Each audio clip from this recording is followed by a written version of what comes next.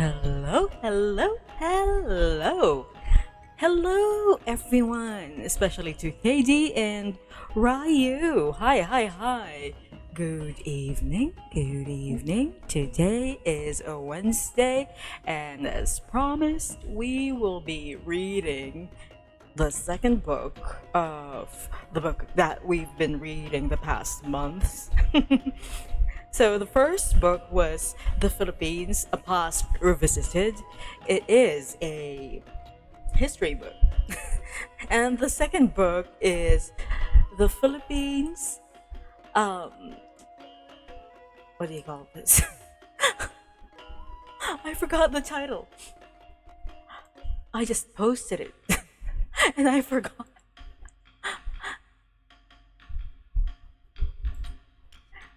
The Continuing Past. What? I forgot the title of the book that I'm reading. The Philippines, The Continuing Past. Again, this is a history book. We're just going to read and then analyze, maybe talk about it. But before we go and do that, how is everyone? Are you coming home from work or school? Hello, Lord Pilason. Welcome. Have a seat. Have a cup of coffee or maybe tea. Oh, finishing the academic year. Congratulations. I hope that your results are as good as what you expect them to be.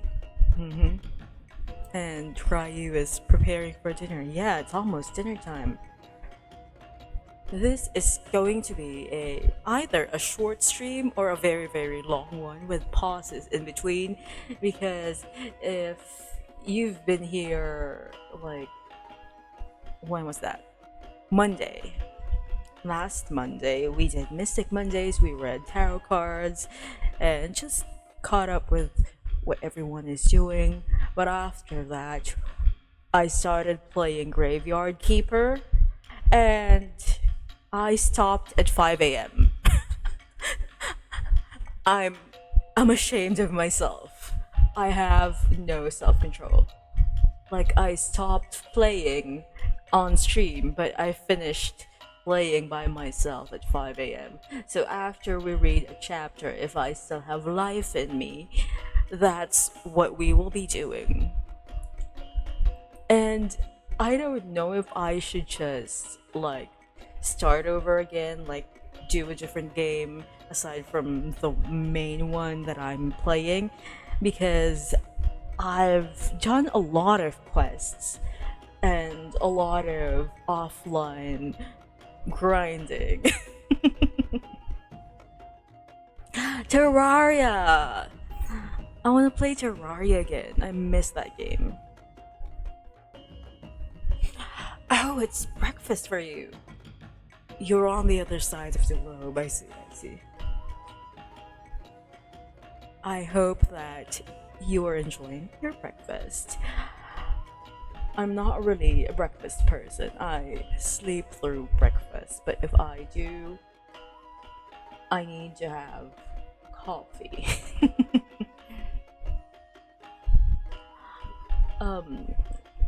Terraria. Habagat and Mino had been playing Terraria, and I haven't joined them yet because they're already in late game, and it's on Mino's save, and our body clocks just do not agree with each other these days.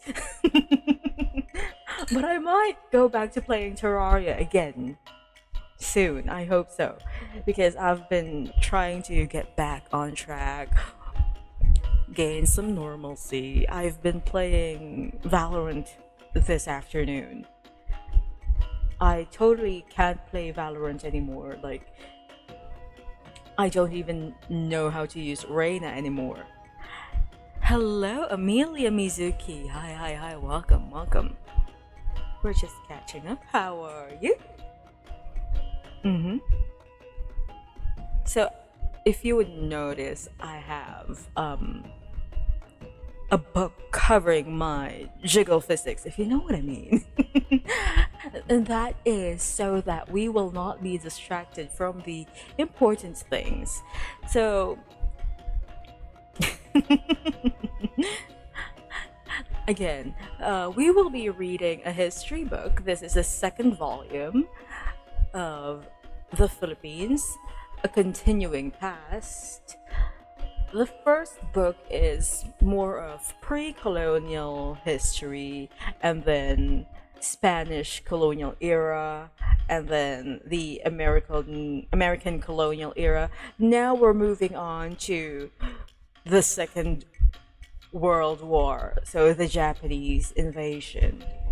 Okay, that's where we are at right now. Are you ready? Are you ready to hopefully learn something? Oh, hello, Aya, you're here. So, let me just move us to the other screen so that you can see what I'm reading. Okay, there we are. If I will, hold on, let me just scroll up so that you can see the cover. So, the Philippines, The Continuing Past by Renato Constantino and Letizia R. Constantino. Okay. So, to understand what we are reading, I like to give it context, you know. So, the more recognizable name here is Renato Constantino. He lived during the reign of the late dictator Marcos, and his writings were a major influence in the intellectual formation of many, many young Filipinos who risked their lives and future in opposing the dictator.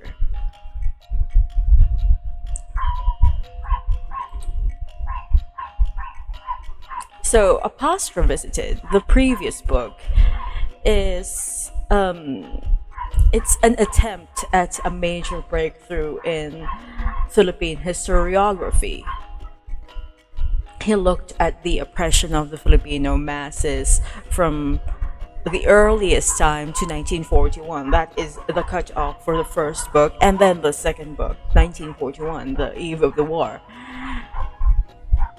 And he also talked about the struggle of men like himself and us to crack through the stereotypes propagated by the colonizers. So, not just one, but two of them, the Spaniards and then the Americans, about the Filipinos.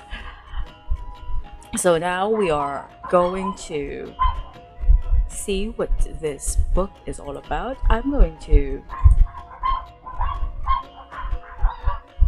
Oh, hello, Joshua and Congo Congo. So, let us read some of the reviews and comments. We can see them here. Let's choose one. Oh, I would. Okay, The Continuing Past is not the sort of book that would gather dust in some musty bookshelf. It does not reek of historical arcana, nor is it a mystical rendering of a people's supposed destiny. It is written with the crispness and immediacy of a newspaper expose, and like its predecessor, Apostro Visited, a book that we already read here on my stream, it is a relevant and significant work which analyzes past events from a nationalist standpoint. That was written by Sheila Cornell from Collet, or the Philippine Collegian, around 1978. So that's just one of the many reviews and comments here. So let's now. Okay. Let's read the preface or foreword, whatever you call it.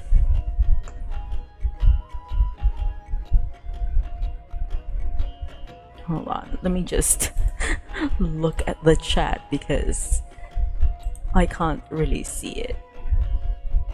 Okay. The previous volume, A Past Revisited, tried to show how the Spanish and American colonialists manipulated events and personalities and evolved policies to serve their own interests. That past assumed a new dimension when seen from the people's viewpoint. The present work undertakes to prove that the essence of these past relations has persisted in the present era. And when we say the present era, it's the era when this book was written, which is a few decades ago, but I do believe that it's still relevant. The authors have therefore chosen to call this period the continuing past, in order to emphasize the fact that while there are apparent changes, the new refinements of external control and exploitation merely conceal the persisting subjection.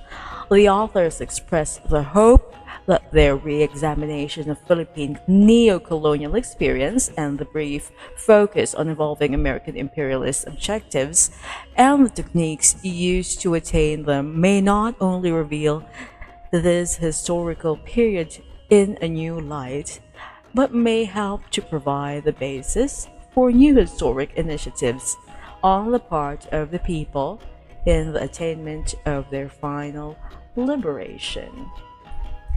As in the previous volume, events and personalities are subjected to stringent analysis from the point of view of the people's larger interest, thus giving the layman a better grasp of the forces that influence contemporary society. The process of demystification proceeds with greater intensity as sacred cows are reevaluated. Oh, hold on, what's that?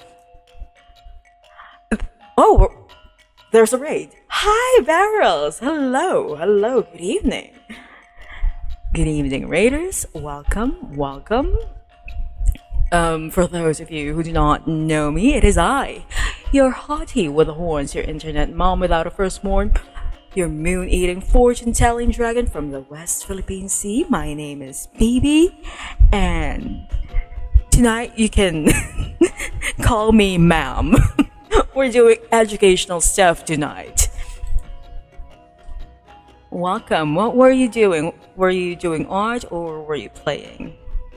Hold on, let me see. What were you doing?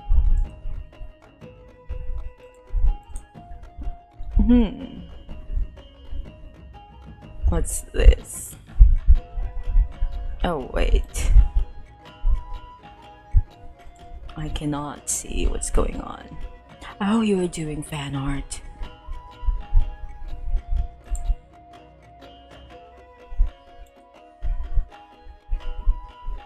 That's nice. I wish I have the energy and the capacity to do fan art these days. But yeah, I hope that y'all have had fun. Oh, thank you for following Reten. Hold on. I forgot that it's on speakers. Hold on. There we go.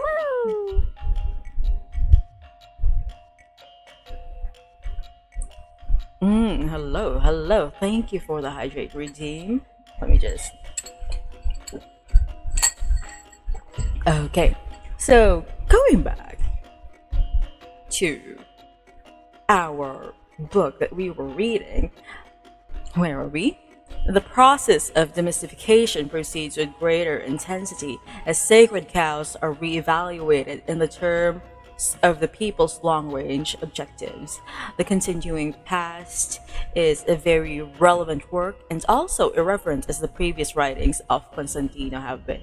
Now, I've already discussed this before, and the previous book also talked about this, but a lot of our history textbooks here in the Philippines were written from a colonizer's perspective. Like, these are the things that happened, blah blah blah.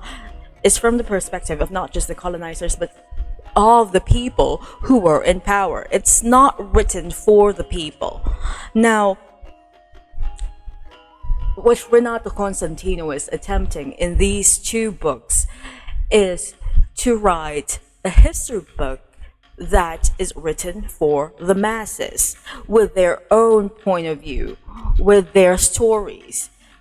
Because most of the time when we study history, it's just this and that person, this at this time. And so we were liberated, blah, blah, blah, blah. We talk about heroes all the time. And we always forget that these are just people. They're not infallible. And a lot of our national heroes are, in fact, such irredeemable assholes. For example, our first president. That man can fight me in the afterlife. If I go to hell, I would see him square the fuck up. Emilio. Emilio, you and me at the back right now. We're gonna fight. Anyway. Where was I? So yeah, that's why I read these books on my stream. It's to share our history, not just as a string of this person and that person, the famous, the rich, and the powerful. Because that's not the true history. True history must benefit the people and must have a purpose. It should have a goal, which is to bring us where we want to be in the future. Now, before I get too chatty about this, let us continue. I will be skipping through these few pages. Oh, actually, let me read the actual preface by Renato Constantino himself, written on 1978, long before anyone here on the chat has been born. Okay. By the man himself, Mr. Constantino. Oh, hello, Mire! Hi, and Sarah, welcome. The gratifying reception accorded the previous volume Apostle visited is, to my mind, a reflection of the gains attained by articulators of the nationalist thesis. Not long ago, the ideas expressed in that book and the framework adopted for it would have limited its readership to a small sector of concerned anti-imperialists. The fact that the first volume was widely accepted spurred the preparation of its sequel.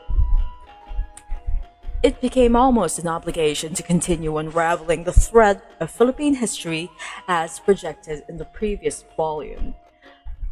To trace the transformation of the country from colony to neo-colony, to examine more recent events and developments in the light of the nationalist thesis and from the point of view of the Filipino people.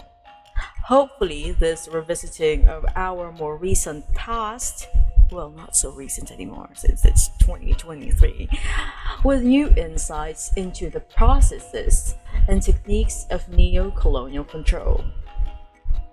Hello, Uncle Lobo. In the Philippines, anti-imperialist articulation has always been a difficult and even dangerous undertaking. During the preparation of this book, I had serious doubts that it would see print because national leaders have traditionally been fearful of the reactions of external forces and of the repercussions that exposure of the pattern of imperialist exploitation and intervention might bring. Certain recent events, however, have made the printing of this volume less hazardous. Because, what year is this? 1978?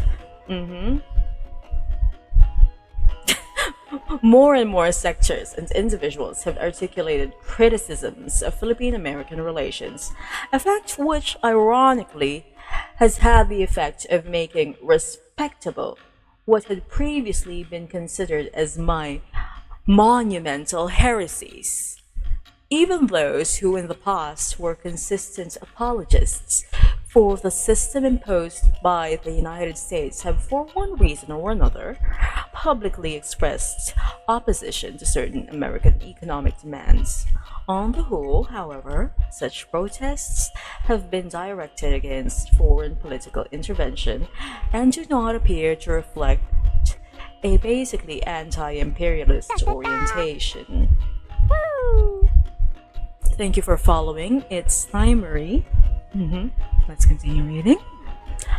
How durable such sentiments are, whether or not they will evolve into a strong and consistent nationalism, only the future will tell. It is certain, however, that if the Filipinos are able to develop a firmly anti imperialist consciousness, this consciousness will be a decisive factor in determining the future of their country. It is my hope that this book will make its own small contribution towards the emergence of the decolonized Filipino. In this volume, Leticia R. Constantino, my lifelong collaborator, appears for the first time as co-author, although I have acknowledged her valuable assistance in all my previous books. Okay, so that was Renato Constantino from the year 1978. So, what do we know about that year? 1978, we are still in, a dictatorship. And if before that people didn't really agree with his views, when a lot of people were feeling oppressed and wronged by our own government, suddenly everything that is written there makes sense. Because at the end of the day, it's not about the Philippines versus the colonialists anymore. It was the Philippines and all these powerful people oppressing people who are underrepresented, not of great wealth, minorities, etc. Hello, Urza. Hi. Welcome. So this book was published. How many years? About 8 years before the People Power Revolution in EDSA. It's usually called the EDSA Revolution. So it's also one of the books that a lot of these young people read and ignited that nationalism in them. Where are we going now? Okay, here. On the eve of the war. Again, we stopped at 1941 in the previous book, so that's where we are picking up in here. On the eve of the war. On the eve of the Japanese invasion, the Philippines was a country securely incorporated into the American colonial framework. Despite intensifying class conflicts in central Luzon and militant unionism in Manila and one or two other urban areas, this status remained essentially unchallenged.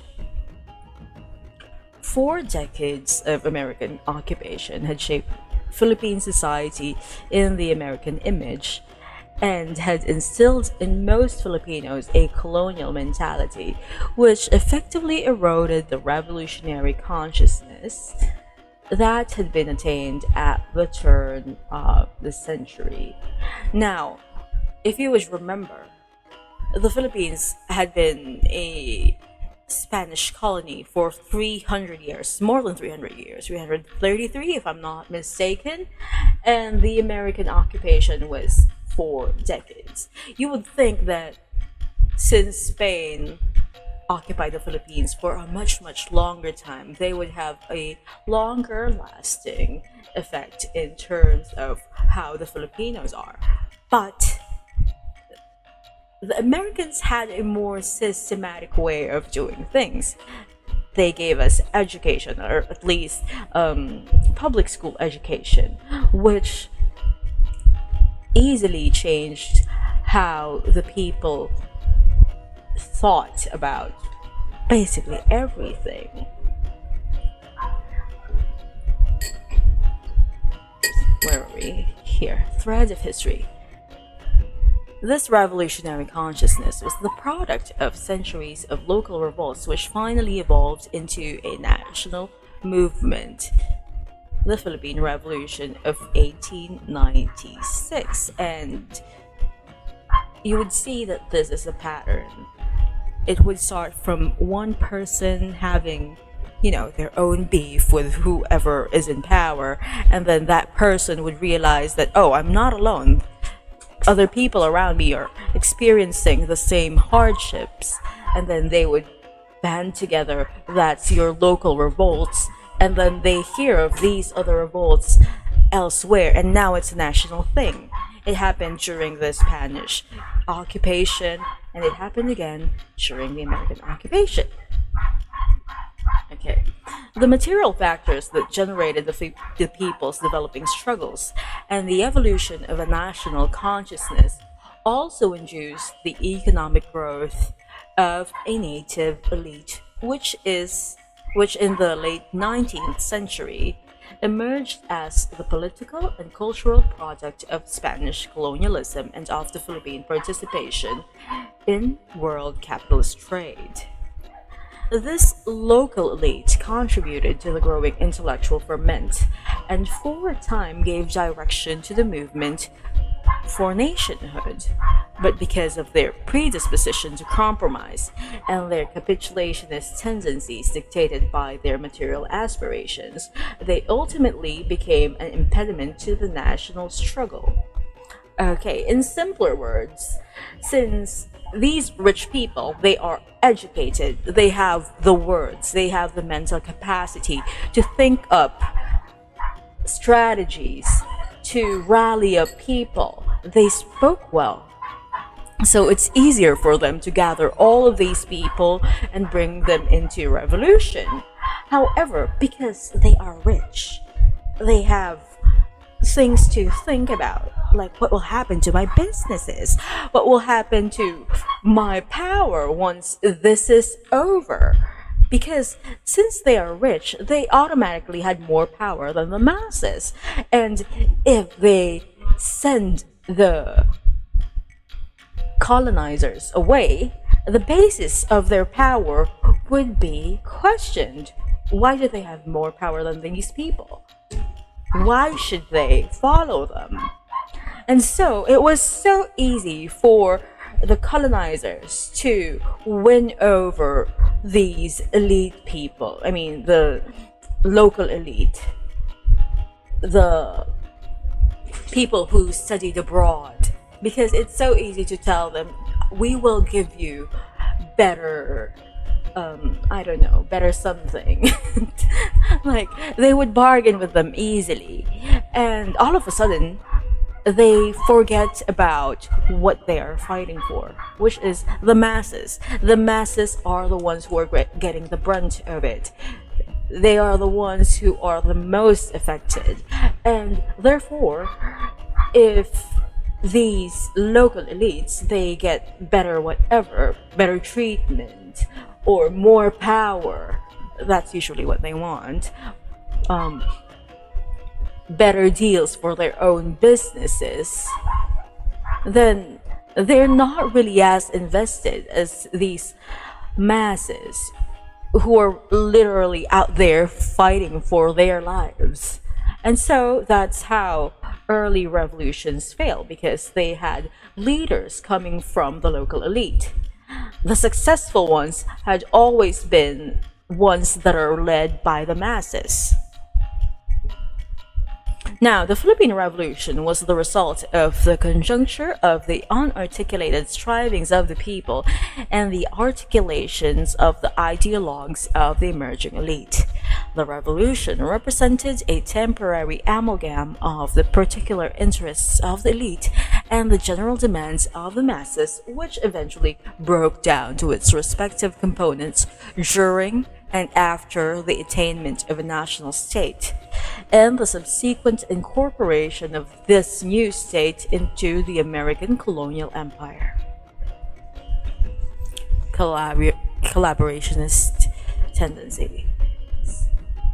Confronted with American aggression, the elite, as typified by the Ilustrados, demonstrated from the start the same wavering, ambivalent attitude which they had displayed toward Spanish colonialism. For those of you who are new here or you're not from the Philippines, you don't know what Ilustrados are. Ilustrados basically are the rich kids. So, my father is a lawyer, my father is a doctor, my father is a parish priest, whatever. They have the money and they were sent to Europe to study, and because they learned all these new things there, they brought back the longing for freedom, for better treatment in their own motherland. So they were the ones who first tried to lead the revolution. But, just to review what happened during the revolution was Jose Rizal made Jose Rizal is our national hero, the most famous one. He made this basically a social club, we're just bros hanging out, helping each other, and then not even 3 or 4 days after they opened the club, he was arrested, and everyone else are like, okay, we got to disband now. But it's not really a real disbandment. Half of them, the richer ones, broke off and, did rich boy things. The other half, the poorer ones, they are the ones who started the revolution. So, as you can see, that in itself shows us that the masses are the ones who really, really want to join the struggle. Yes, basically they're the BGC kids. That's spot on. Now, where are we? So, as the revolutionary forces began to suffer reverses, the elite, anxious to protect their own economic position, adopted a capitulationist and collaborative attitude toward the new colonizers. Meaning, they want to be friends with them because they want to protect their own businesses. This development is not surprising, for it should be recalled that even in their participation in the reform movement and in the revolution, it had been largely impelled by their desire to remove the colonial restrictions on their economic and social ascendancy. They only hate colonizers because they can't expand their own mini little kingdoms. While the Philippine-American War was still in progress, many Ilustrados quickly went over to the American side, like the dirty little rats they are, demoralizing the people in their anti-colonial resistance and giving the American imperialists the necessary propaganda tools with which to slander the mass movement and justify to the American people a military intervention which killed an infant state and incorporated a new territory into the Pacific Empire of the United States. To break that down, what happened is that because of these, the local elite, they went over to the colonizers' side. Now, the colonizers, and when I say colonizers, I don't mean the regular daily American people. It's their leaders. It's their military. Because the local people there, the regular Joe, they don't even know what's going on. All they know is what their leaders tell them. And a lot of them are not agreeing with this whole colony thing because they also hate colonizers. But the government was like, oh, no, no, no, no. There are no uprisings. The people love us there. Here, look, we're giving them education. We're giving them new roads. Actually, the roads were, so that they can mine things. Oh, thank you for following. Lock on 1553. Where was I? So the government was just like selling this idea to the Americans that the Philippines love us. And those people who were, you think they were actually revolting? No, they're not. Those are just like random hooligans, random bad people. Look, we have educated, well-mannered Filipinos on our side. Surely we're doing the right thing. So that's their agenda.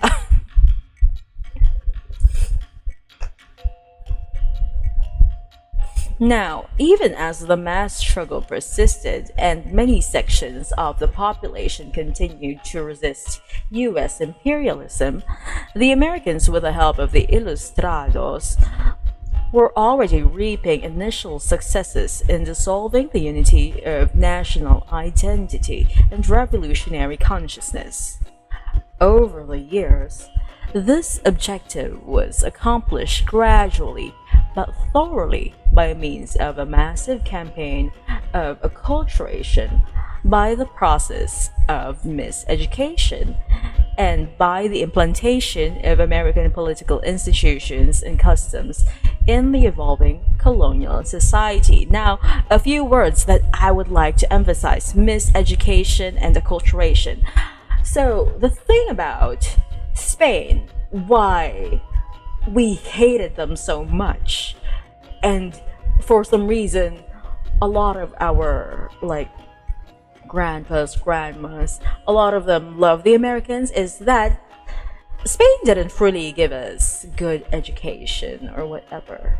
The Americans, they tried to educate us, and by that they implanted the seed of this is what you're supposed to look like. This is what a good citizen is. We're giving you our own values, our own ideas about ourselves. So they painted this picture of the good American brother taking care and protecting, educating the poor brown Filipino man. And that's the image that they instilled on the children. And since that's what the children learned as they grew up, it's easier to, sway them to what the colonizers want them to think, want them to do. Oh, lock on 1553. Sadly, currently we are reading a book. We can't do that right now, maybe some other time. And thank you. Where were we? So even as the mass struggle persisted and many sections of the population continued to resist US imperialism, the Americans, with the help of the Ilustrados, were already reaping initial successes in dissolving the unity of national identity and revolutionary consciousness. Over the years, this objective was accomplished gradually but thoroughly by means of massive... Oh, we've read this part. The result was a people with a national identity. They know that they're the Philippines, but with a steadily eroded sense of national consciousness. The subtle application of colonial techniques finally produced a colonial society which forgot the brutalities of the American military campaigns of suppression and accepted American claims of altruism as gospel of truth. And that is why, even now, most of our parents think that America is so great, promised land. Erosion of consciousness.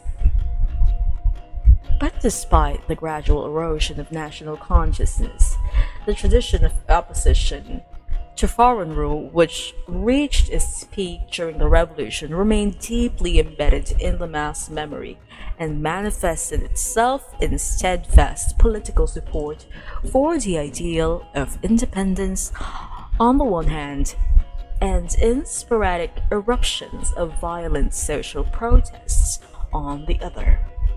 Unfortunately, the revolution against Spanish colonialism had given the Filipino people insufficient experience to cope with the more subtle techniques of American imperialism because, as I have said earlier, the Spaniards, they colonized us by force, while the Americans, they colonized us through books and also by force, but secretly.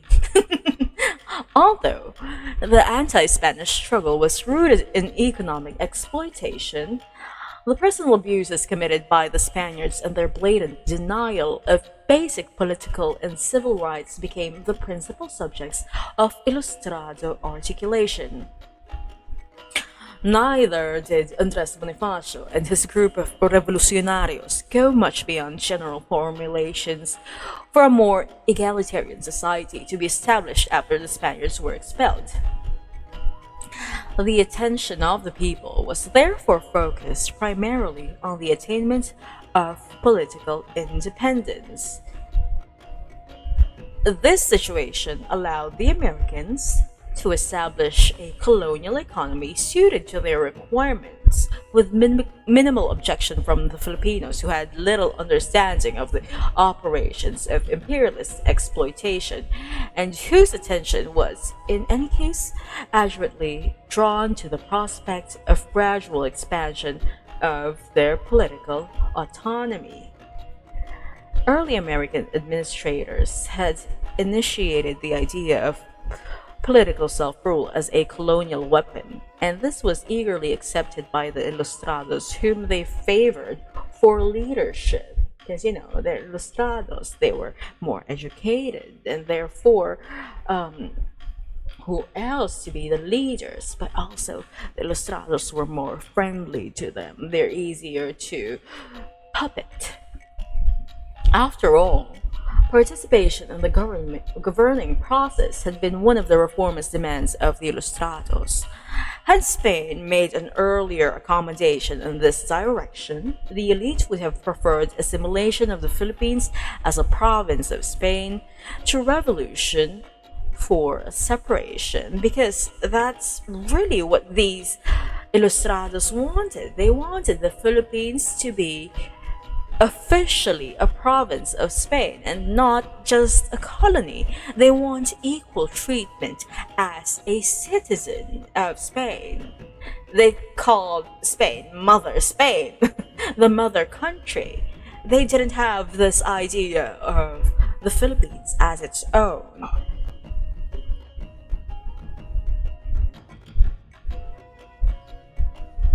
Colonial politics. Together with the English language, the public school system, and the fairly rapid Philippinization of the bureaucracy, colonial politics became a vehicle for the political education of the Filipino people as a colonial citizen at the same time that it successfully co-opted into the American colonial establishment. So that's why most of the Filipinos nowadays, we speak English somewhat. Well, not everyone is fluent. I can guarantee you I don't know, not even 5% of the population can speak Spanish. And Spain has colonized us for 333 years. And America has only colonized us for 40 years, and now everyone's speaking English because that is one of their number one most important tools of colonizing us. Because if you want to control how a people think, you must control how they speak. Now, for in order for the Filipino people to think more like Americans, they, of course, must speak American, which is English.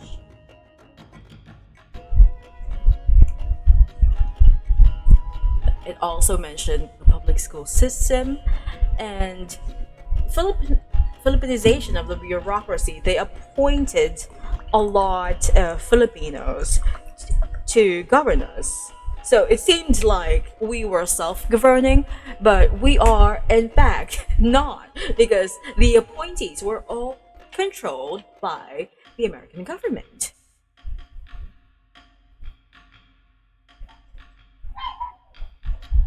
Where were we?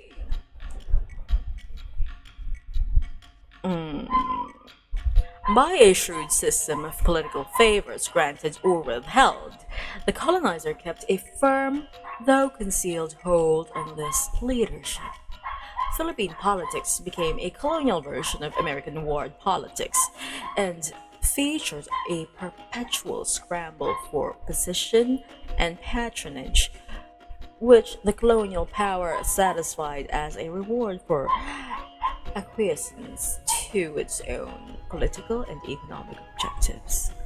Although these politicians continued to pay lip service to the goal of complete, immediate, and absolute independence in deference to the people's faithful adherence to their old dream, they were, in effect, largely instrumental in persuading their countrymen that the only way to achieve independence was through the road charted by the United States, that is, by accepting so called American tutelage, until the colonial power was convinced that her charge had demonstrated a capacity for a stable government. Of course, this meant, above all, a native government willing and able to protect American interests. Greater autonomy was granted in 1935 with the establishment of the Commonwealth government as a stage towards political independence. After this transitional period, independence was promised for 1946. And again, why are we not thinking? Wait, why are they giving us freedom? We are a country. Shouldn't we, deserve that on our own? But the Philippines back then was pretty convinced that to gain freedom, all they have to do is to prove themselves worthy of being their own person. Thus, on the eve of war, 40 years after the imposition of American rule, the Filipino people expected independence to be granted as a gift from an altruistic mentor and friend, because that's how they painted themselves. They're like a bigger brother, a friend, a mentor, someone who's going to teach us about democracy and freedom. Gradualist policies had triumphed, and the revolution of 1896 to 98 had become part of a nostalgic past, remembered but not celebrated as a national liberation movement, an object of veneration without understanding. Hold on.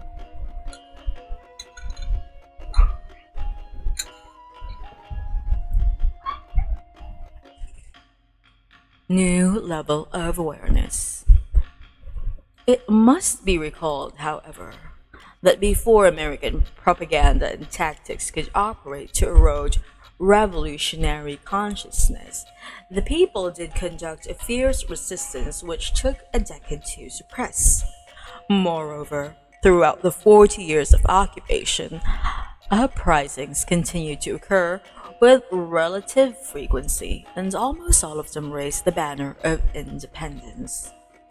Unfortunately, the mystical and military characteristics of most of these rebellions not only doomed them to failure, they also did little to produce a new level of consciousness that could grasp the significance of evolving American political and economic policies.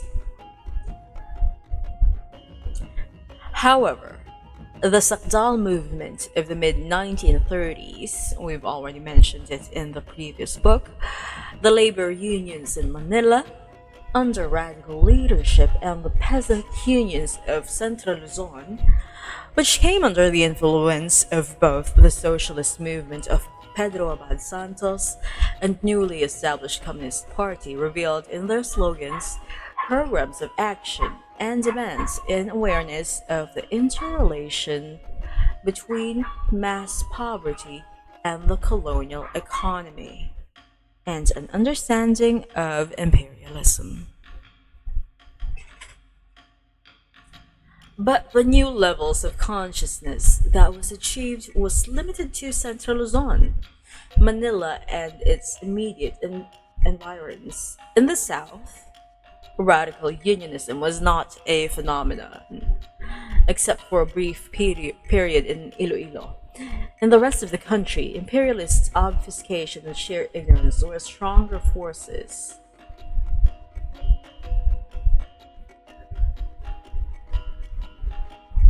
Oh, Lord Place Son. I do love the pre-colonial history, but a lot of Philippine history is mostly just colonial history now because it was undocumented mostly, and our pre-colonial history was mostly um, learned through word of mouth from one generation to another, because prior to the Spanish colonization, the Philippines was not really the Philippines. It's just a group of islands that are close by together. And it was, in fact, several different little kingdoms, if you may. And so, there wasn't really a national history, pre colonial history. But there are sources that we can like scour through, and I actually wanted to like read some of those books, but maybe next time because there's a lot of them. I still have to sort through my books. Where are we?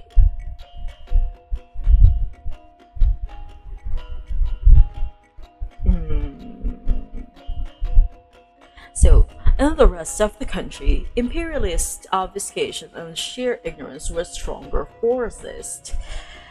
And even in the radical strongholds with their higher level of consciousness, the masses still did not have sufficient understanding of the connections between their economic demands and American colonialism.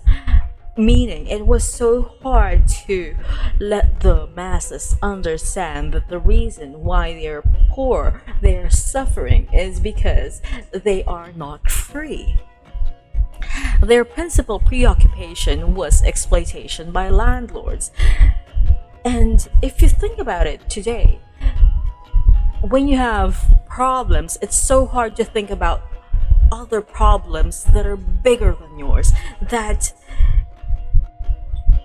it is hard to conceptualize that these bigger problems, these issues around the society, are the ones that are contributing to your own problems. So it was the same for them. Whenever violence erupted, the peasants were confronted either by the landlords' private armies, the provincial police, or the constabulary, all Filipinos. And the government officials who enacted the laws that by and large favored the landlords were all Filipinos too, because remember, the American policy was, appoint Filipinos here and there, so that it seems like mostly it's a Filipino government, when in fact they are being controlled by the American government. So to these regular farmers, it was other Filipinos who were oppressing them. They don't know that the policies were from a different place. It required a fairly high degree of sophistication to grasp the fact The landlords possessed political and economic power because early in the occupation, the Americans had supported and maneuvered their emergence in positions of leadership. There was a friendship between these rich landlords and the Americans that came here. As the producers of export crops for the American market and as local mainstays of order, they became the principal local beneficiaries of colonial rule and for this reason, reliable allies. So, miseducation, American oriented media, and colonial politics were all factors that impeded a correct understanding of colonial reality. Politicians seeking popular support relied on the dramatic effect of espousing independence and generalities while avoiding discussions of the serious economic issues, thus helping to keep the people ignorant of the mechanics of colonial domination. They just use the idea of wanting to be independent so the people would vote for them. Like, vote for me, I am pro independence, I want the Philippines to be its own nation. But we've already discussed this in the previous books. While they're saying that, when they're in the United States and negotiating, their biggest fear is that the United States would actually free us. the, to the point that the Americans actually use this to scare them. Like, if you haggle too much, if you ask for too much, I'm going to give you the whole entire independence package. And that's something that they didn't want. But the people didn't know that. And since they themselves or their patrons were favored by the colonial economy when they did discuss economic issues, the effect was to foster the idea of economic dependence through colonial education and media. The various forms of exploitations were presented as assistance, and the few voices that sought to expose the truth were drowned by the oratory of the advocates of independence within the framework of American protection and dependence on the American market. So, since we're talking about the American market, let's talk about the economy, the colonial economy. Thus, even as the country was looking forward to political independence within a few years, its economy was completely tied up with and dependent on the United States, and the desire of the Filipino ruling elite was to continue these ties of dependence even after the attainment of political independence. Why? Why do they want to be dependent on the United States? Because their businesses depended on it. They are the main beneficiaries of this relationship of America's market and the Philippine market.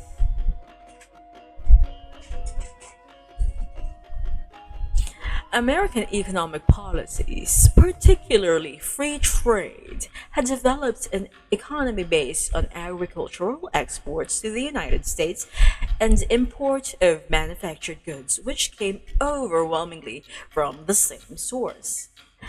Filipino landowners grew rich from the exports of their sugar, copra, hemp, and other products to the United States. So they were earning the big bucks, sending their export to the United States, which is, by the way, it's the regular man, the masses, are the ones who were like working on this.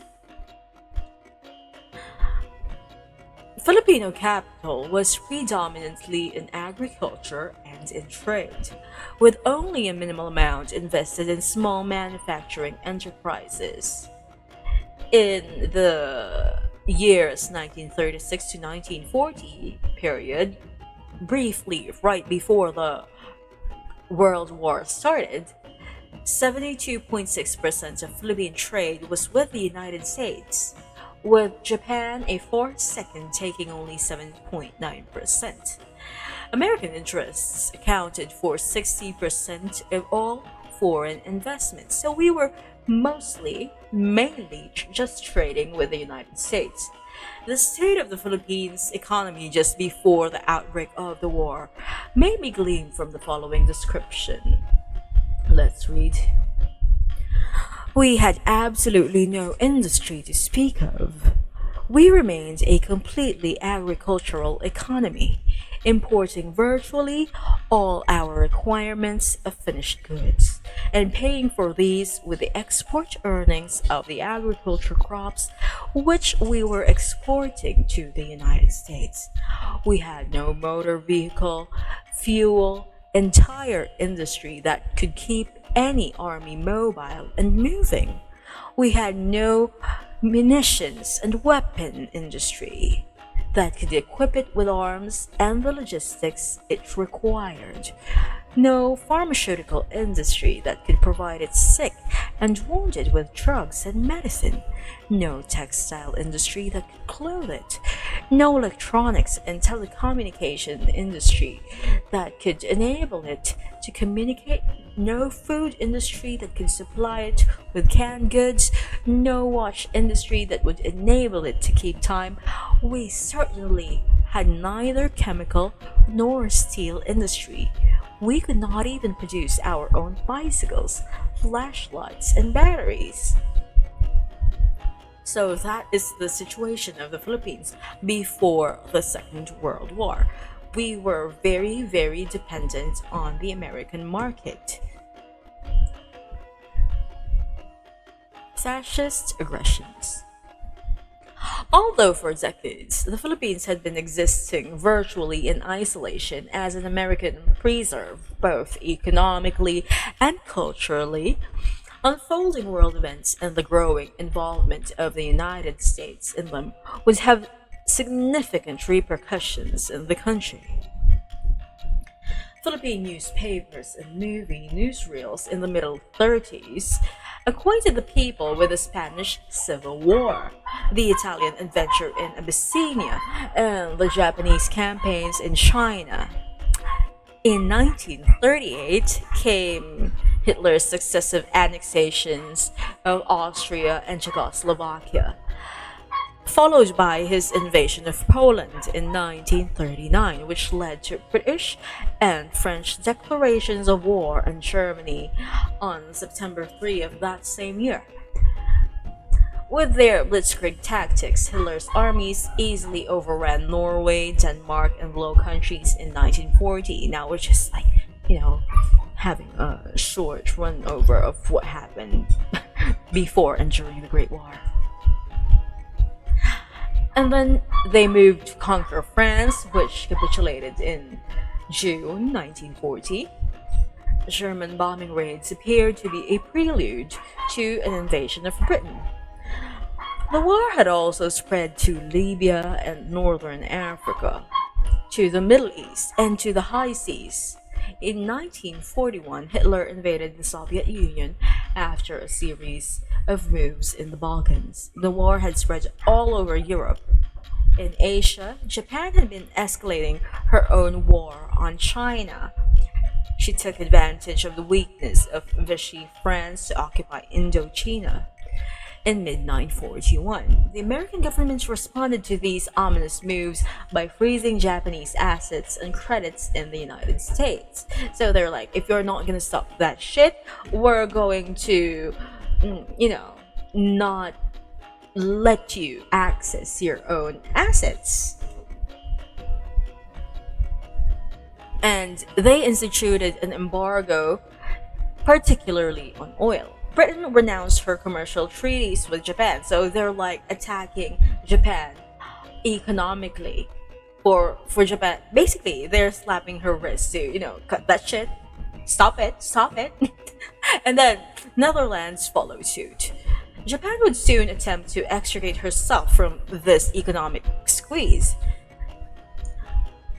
The Filipinos saw world events of the 1930s through American eyes and responded as American colonialists because that's what they were raised to do.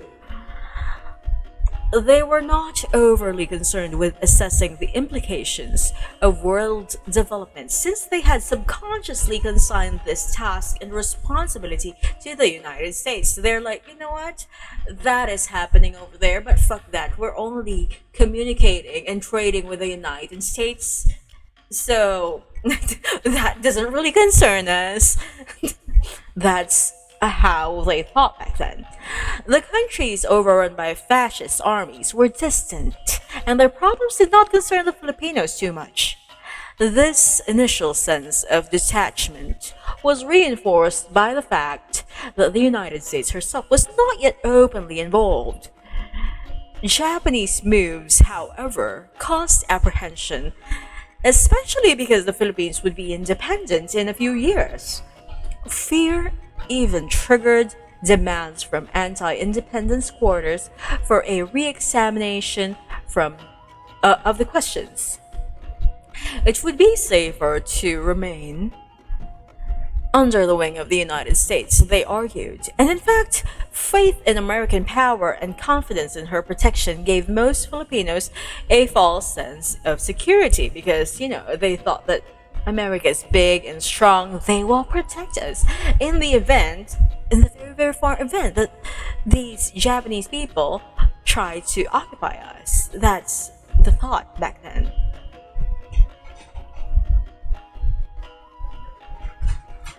As fascists depredations continued, the world's sympathy for the occupied countries increased. People everywhere, the Filipinos included, finally began to grasp the evil dimensions of fascism. When the United States and the USSR became allies in an anti-fascist coalition, communist parties all over the world began to implement their own respective countries the Commission directive to organize a united front against fascism. Filipino Communist Party leaders who had been pardoned and released from jail in December 1936, just a few years before the war, exerted great efforts to establish an anti-fascist united front with various sectors of society. Anti-fascist sentiments and the fact that the Soviet Union was now on the same side as the United States made it possible for many liberal claimants among the professional to join workers and peasants in a broad anti-fascist coalition. So everyone was, on the same page that we don't like fascists. On the other hand, the United Front policy created a dilemma for radical leaders in Central Luzon. This region was then a cauldron of discontent because if you would remember, they are one of the most vocal against colonialism. They hated the Americans. So there is a bit of a dilemma there. The mass movement in the area had been steadily moving towards the confrontation with the land-owning classes, and to some extent with the colonial power as well. Peasant and labor organizations were increasing the tempo of their struggle and gaining new strength. Hello, Mion. Thank you for the hydrate and stretch. Let me just drink.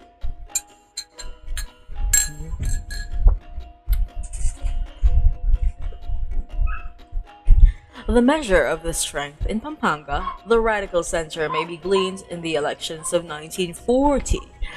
Out of 21 elected mayors, just 8 were socialists, and the province nearly elected Pedro Abad Santos. Yes, that Abad Santos, who's, the namesake of the LRT station, vice chairman of the merged communist and socialist parties. As governor, despite the fact that many of his peasant followers were illiterate and therefore not eligible to vote. So even if his followers were not voters, a lot of people supported him enough that, he almost got elected as the vice chairman. The question was whether to intensify the social struggle or temporarily to subordinate national objectives to the international movement against fascism. So, to make it simple, the dilemma was we hate our colonizers. We want to be free of them. But then again, there is a third party, an external threat, and we as a country are not prepared to deal with that. So, do we still fight our colonizers, or we just stay under their wing so that, hopefully they will protect us from the Japanese when they come? So that was the big dilemma here. While it was not possible to diffuse entirely the animosities between peasants and landlords, leaders tried to contain escalating class demands in the interest of solidarity with the government, which had also ranged itself with the world anti-fascist forces. Radical leaders also muted the anti-colonial aspect of their struggle, since the United States now appeared as the bulwark of resistance to totalitarianism. The anti-imperialist struggle, which had been evolving out of the socio-economic demands of workers and peasants, was therefore subordinated to the urgent need to support the worldwide anti-fascist movement. The United Front addressed itself to the task of fostering national unity in the face of the imminent danger of Japanese invasion. An inescapable assumption of this unity was acceptance of continued American rule until the grant of independence in 1946. This premise would have far-reaching consequences. So, as war clouds gathered, security measures were intensified. A spy case was unearthed involving a Filipino military officer. The activities of Axis and the Phalange agent, I don't know how to pronounce that, by the way, were being monitored, and pro-Japanese elements, particularly the Ganaps, were placed under surveillance. The Philippines had a full-blown fascist movement in the Manila Phalange. Phalange? Is it like the phalanges of your fingers? I don't know. Its estimated membership is close to 10,000, consisted mainly of Spanish and Spanish mestizo families and members of religious orders. It counted among its active leaders Father Silvestre Sancho, rector of the University of Santo Tomas, USC, Andres Soriano, Enrique Zobel de Ayala, yes, Zobel de Ayala, that family, and Carmen Vida de Elizalde, who was the head of the women's section. The Sorianos, the Elizaldes, and the Zobels were, and still are, three of the richest Spanish families in the Philippines. They're still very rich now, many decades later.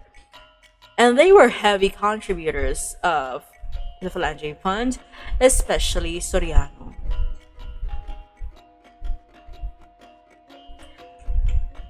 Father Sancho arranged for the University of Santo Tomas to honor fascist dictator Francisco Franco by naming him its Rector Magnificus. Under Sancho, the USC library banned magazines with anti-Franco, anti-Hitler, or anti-Mussolini articles. A number of radio programs produced the Ateneo de Manila, produced by Ateneo de Manila. These schools are still, up and running to this day. Praised the cooperative states of Portugal. In the San Beda College Chapel, the Phalange was blessed as an organization devoted to the church and to Franco. So these schools, they have a history of supporting these people. The Philippine Phalangistas celebrated the fall of Barcelona to the Franco armies with ceremonies at San Beda or on January 28, 1939, led by Andres Soriano. More than 2,000 supporters of Franco filled the church. 2 pages of January 29th issue of the Sunday Tribune were devoted to Franco. Advertisers were tabacaleras, uh, friars of St. Francis, Rojas y Sia, friars of Recoletos Corporation, Dominican Fathers. Anyway, all Christian denominations. It's the church. I blame the church. To welcome the new Spanish Consul General, the regional chief of the Falange Exterior of the Philippines. Yes, hello, Erin. We're back to Eat the Rich. Yes. But after this, we're going to eat not just the rich, whoever the donkey brings to our graveyard, if you know what I mean. I might play Graveyard Keeper after this, but I will be on a break, like for dinner or whatever. Or maybe not. I don't know. Let's continue reading. So, where were we? Basically, it's all fucked up. They were supporting Franco, Hitler, and Mussolini. And yeah, just try to imagine that. I'm not saying that they're supporting them until now, but back then, the church was kinda iffy. But more dangerous than its open espousal of fascist cause were the covert activities of the Falange members under the direction of the Spanish Consul General, who himself acts under Nazi instructions. One such activity was the infiltration by Falange members of the newly formed Civilian Emergency Administration. Having received a special training from Falange chiefs, these volunteers operated as an Axis fifth column within the CEA, disrupting its operations and spreading demoralizing rumors, particularly after the first Japanese air raids over Manila. On January 5, 1942, in Granada, Spain, the Japanese government awarded a formal decoration to the Philippine section of the Falange Española for its invaluable undercover assistance to the Imperial Japanese government in the capture of Manila and for other services. During the occupation, the Falange was not active, but members of the Spanish community enjoyed the protection and privileges accorded to Axis allies. So yeah, we have allies to the Axis movement here in the Philippines back then. They were just not really talked about. Fifth column.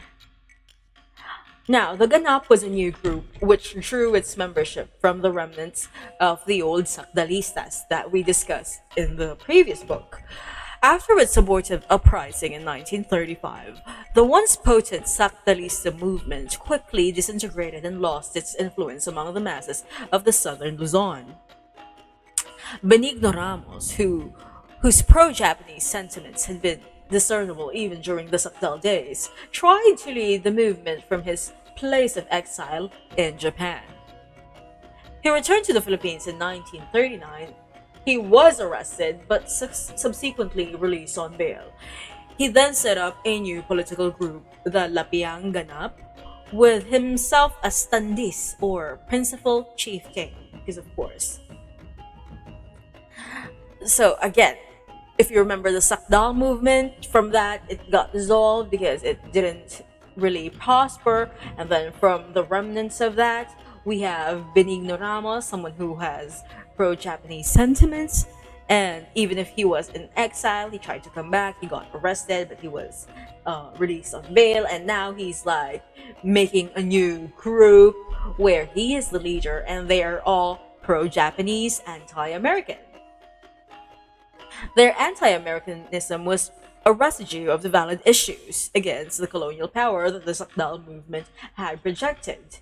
Okay? So, from something that is like, valid, it went to this. The swing was wild. But ganap anti-Americanism was obviously not the result of a firm anti-imperialist position because Japan was also an imperialist nation. The Ganaps constituted a counter-propaganda unit of the Japanese. In concepts and in goals, the Ganap was a fascist group which played a role in the softening up process in preparation for the invasion. During the Japanese occupation, the Ganaps were part of the hardcore of Filipino collaborators, the ones who would tell them that you're hiding from the Japanese, give you up to them. Yeah, they were those guys. Japanese economic penetration.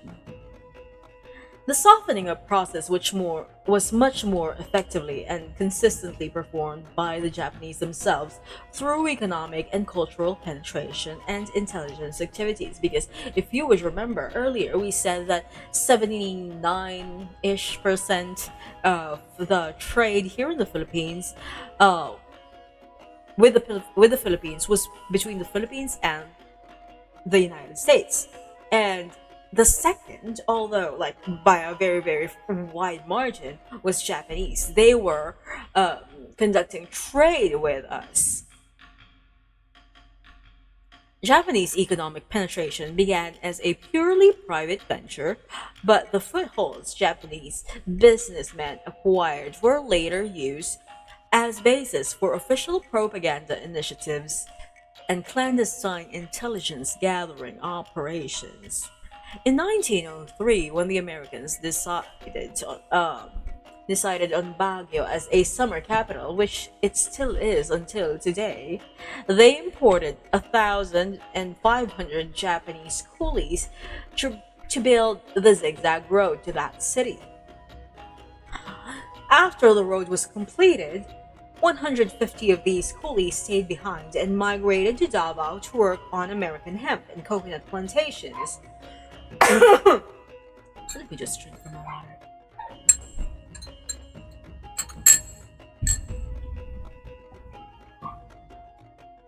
So, to translate it in normal everyday talk, so basically Americans, because they're white, they're not used to our weather.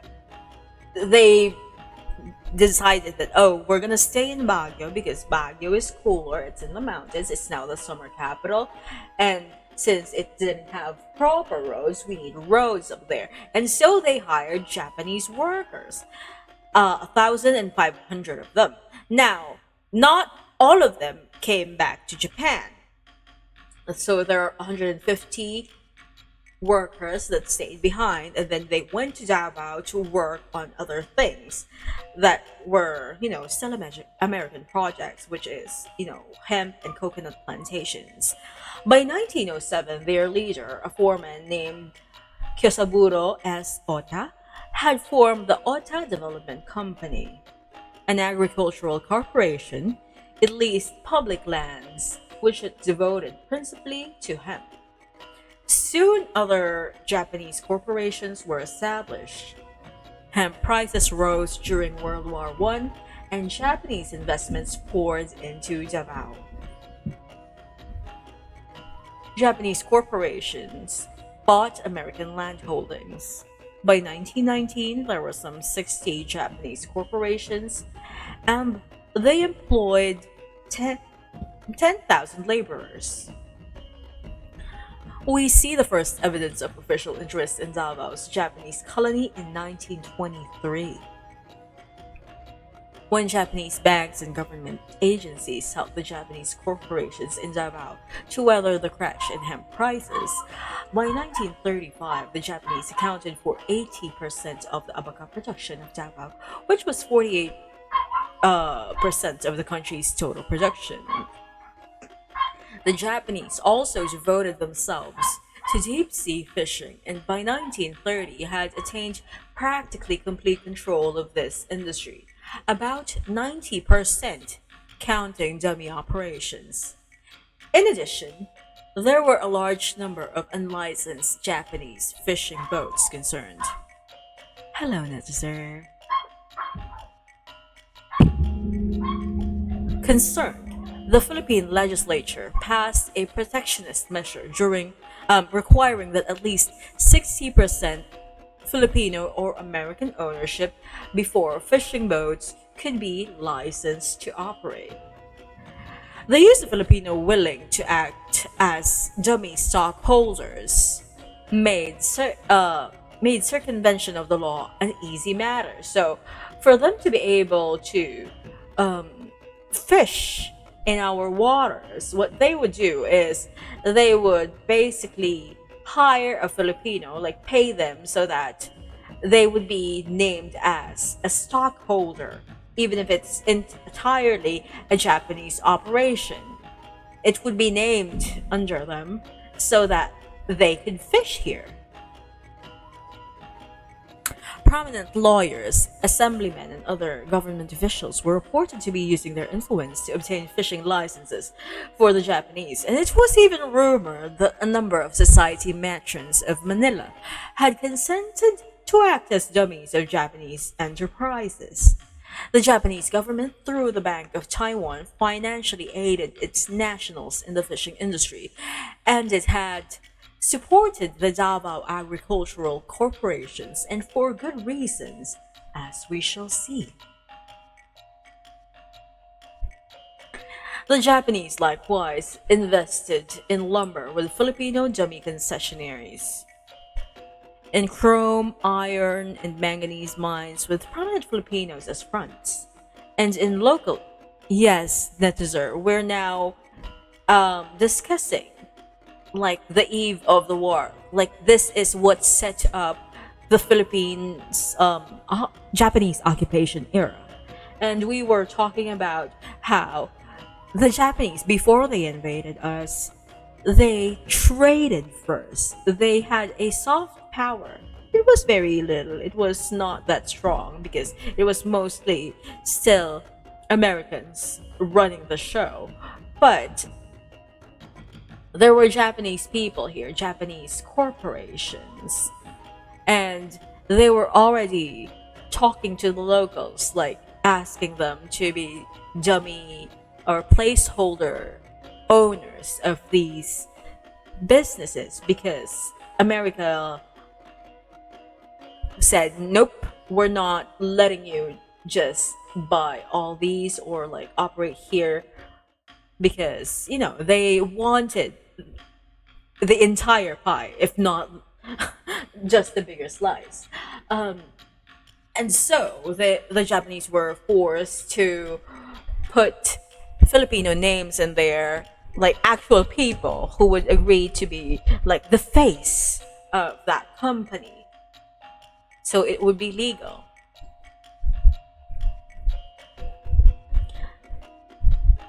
So the Japanese also established a retail trade network for hundreds of bazaars all over the country.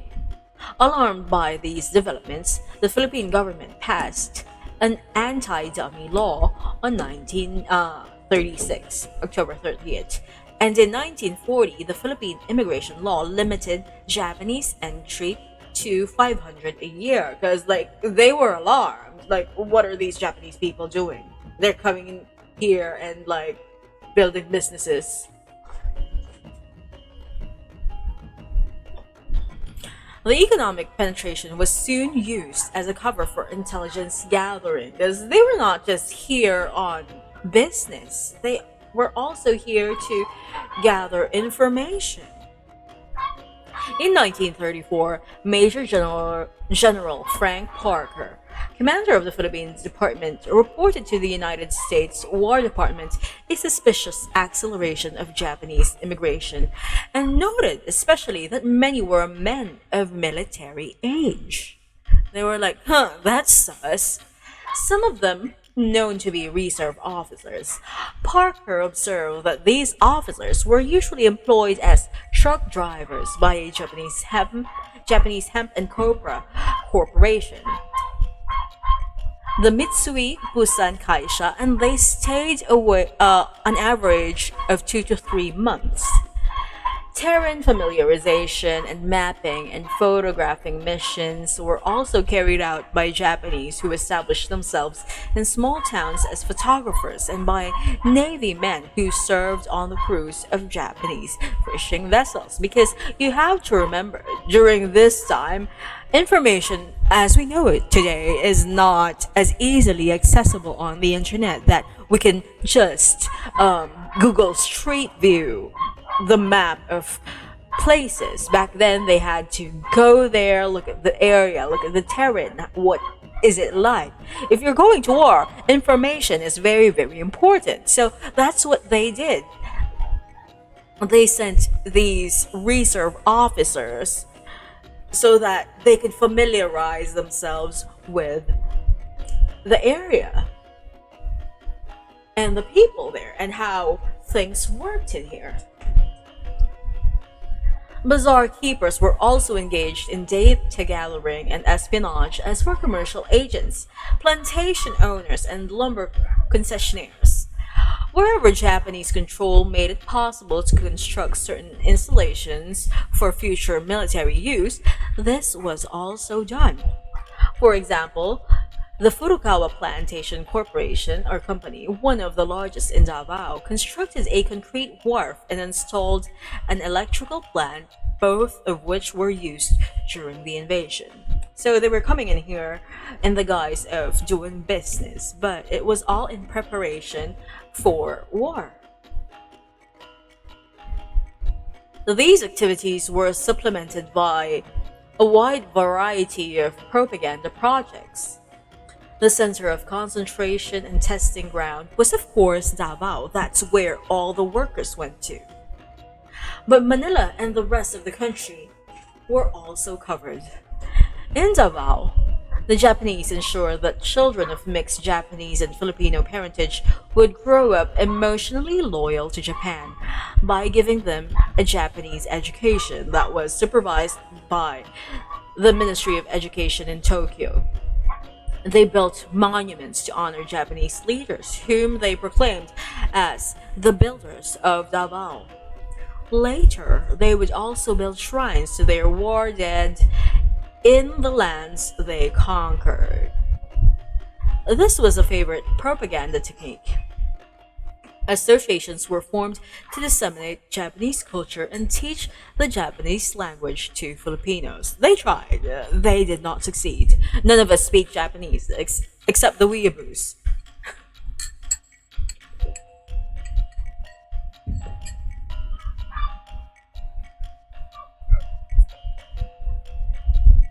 In 1941, Japanese corporations even financed a newspaper of their own.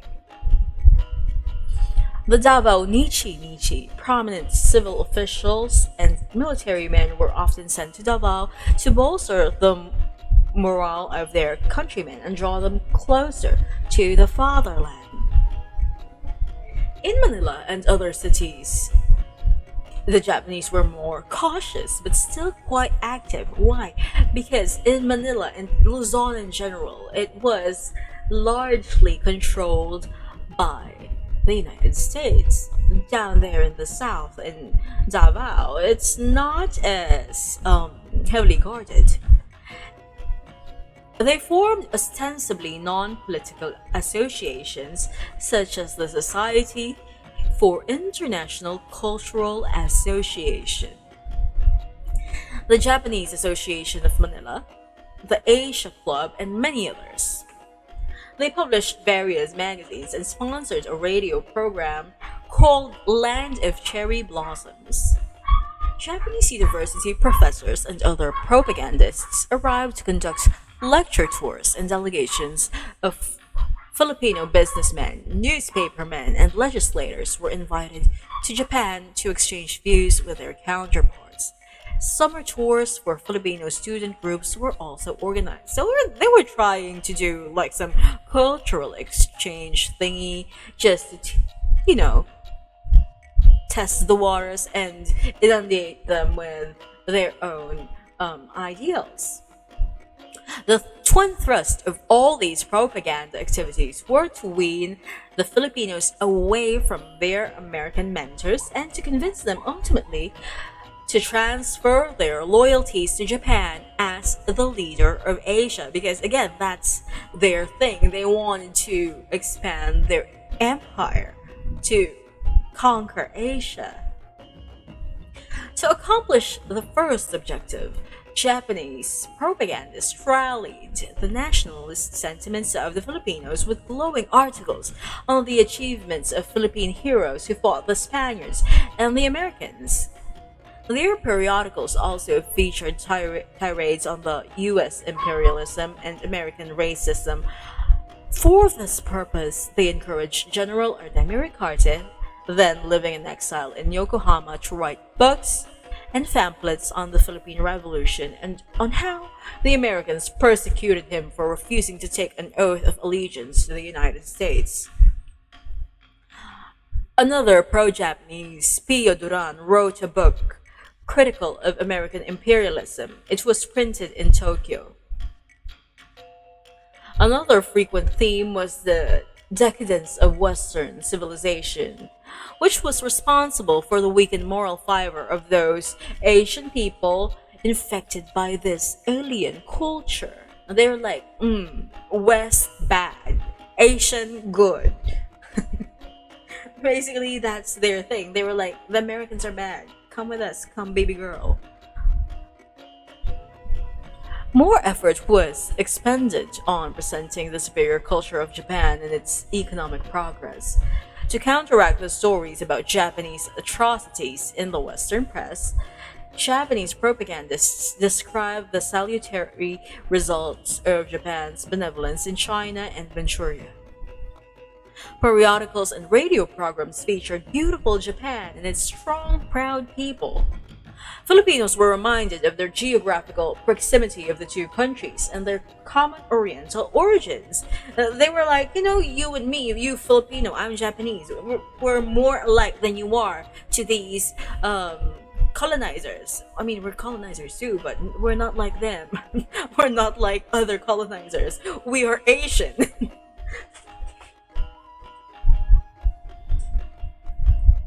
The suggestion was frequently made that Asians should unite to drive the white man from Asia so that under the leadership of Japan, they could all attain prosperity. So that was their shtick, that white man bad, go away. If you're going to be colonized, it should be by us, your fellow Asians. We will lead you all to greatness. Only a few, and from these few we must still subtract those with opportunistic motives, were influenced by Japanese propaganda appeals. The Filipinos had become almost completely westernized because of the decades of using education as a tool. So remember, it was like 3 or 4 years, I forgot, that the Americans colonized us. So if they started their education like in the 1900s, those first few students, they're all grown-ups now. They're in their 40s, 50s even. And everyone is very, very westernized. They were educated the American way. So they regarded themselves as superior to the Japanese. They did not even feel they were a part of Asia. Moreover, they expected to become a free and sovereign nation in a few more years, 1946 to be exact. And very few of them understood the real limitations to their freedom. Yes, not like other colonizers. They were like basically demonizing Americans because they think that they should be the ones leading Asia. Which is funny because they don't have to do that. The Americans did a good job enough that there were revolutions here and there.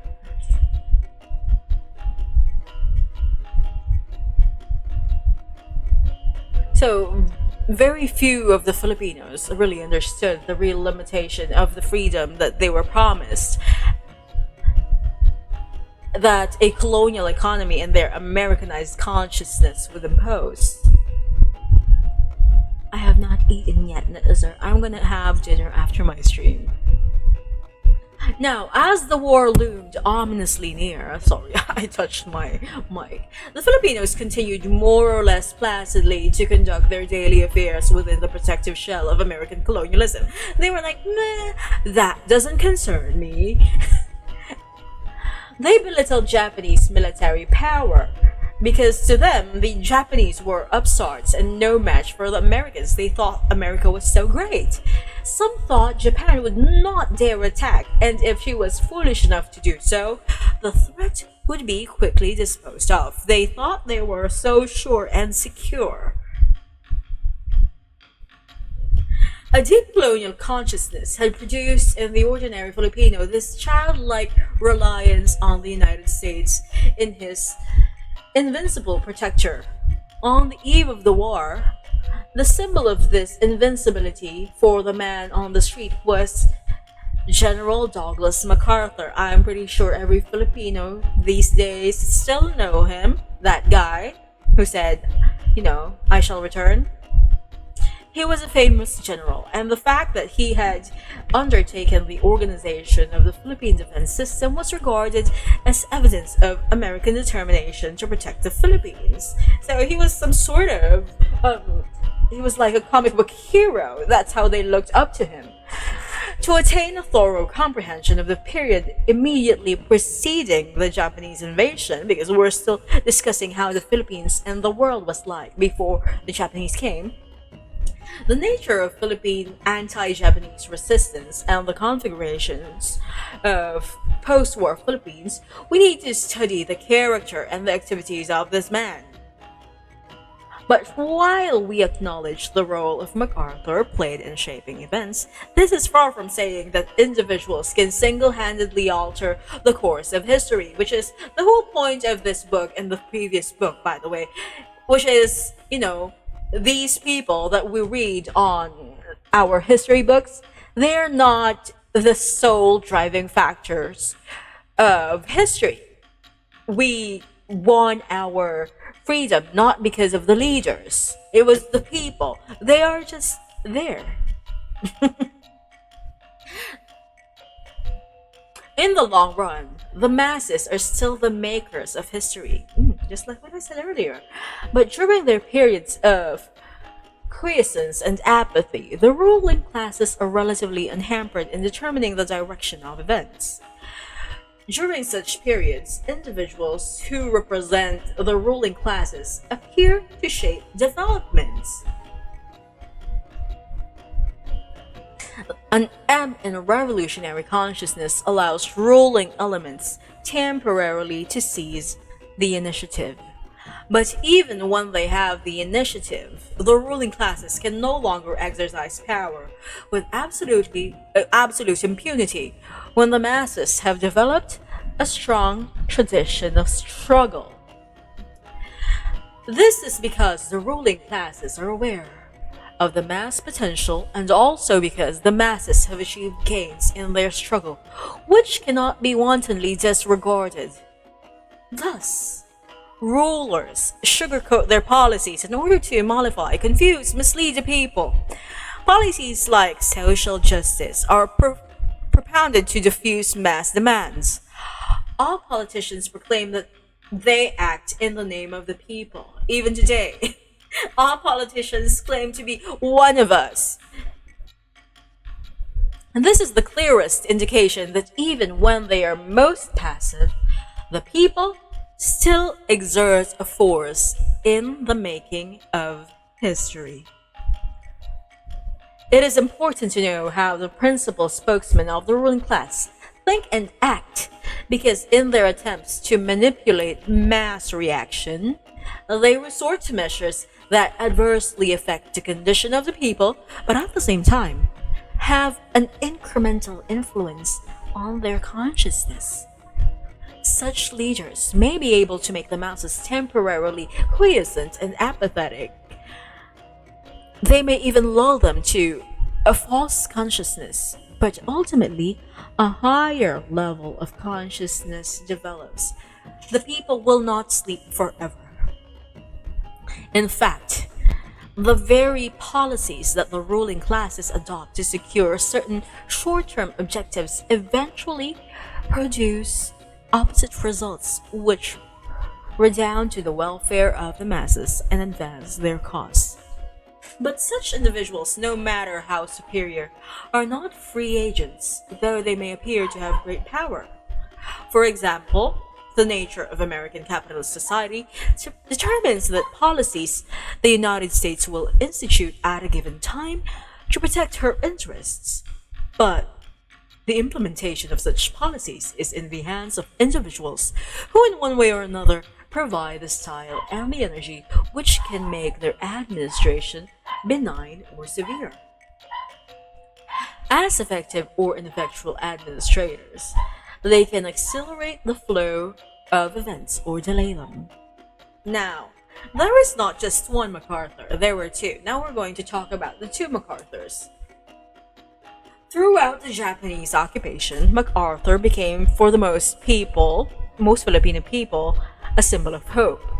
The awaited demigod whose decision when he did return vitally affected the nation. Of course, American imperialism would have imposed its own policy, with or without MacArthur. But the ease with which they implemented was largely due to him and to the faith which the Filipinos had in him, because they really liked this guy. It was easier for the Americans to do what they wanted.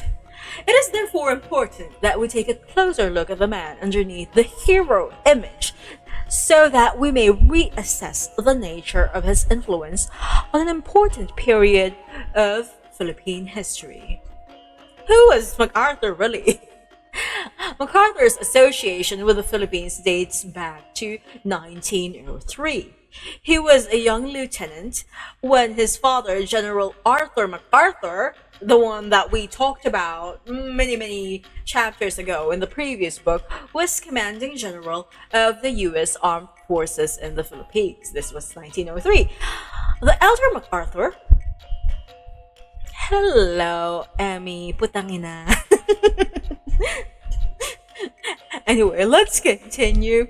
The elder MacArthur, the dad, had no patience with the more subtle pacification tactics of the then civil governor, William Howard Taft. He believed in a military solution. He was like, violence. He chooses violence. For him, what the rebellious Filipinos needed was not a civil government, but bayonet treatment for at least a decade. He was that asshole. Yet, perhaps unintentionally, he himself gave impetus to what would become the most subtle and effective instrument of pacification when he recommended a large appropriation for establishment of public schools, primarily and exclusively as an adjunct to military operations. So our first teachers back then, they were all military men. He was also credited with road improvement program, which he undertook as a military necessity because these trucks can't go to these places if there were no roads.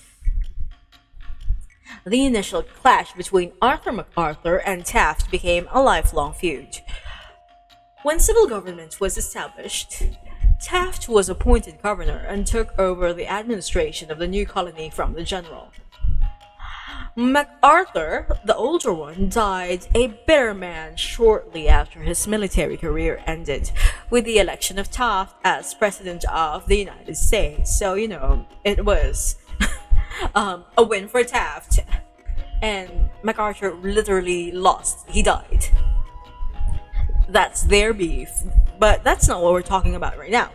Douglas MacArthur, the second one, inherited from his father an attitude of contemptuous impatience with civilian officials who meddled in matters he considered to be within his own jurisdiction.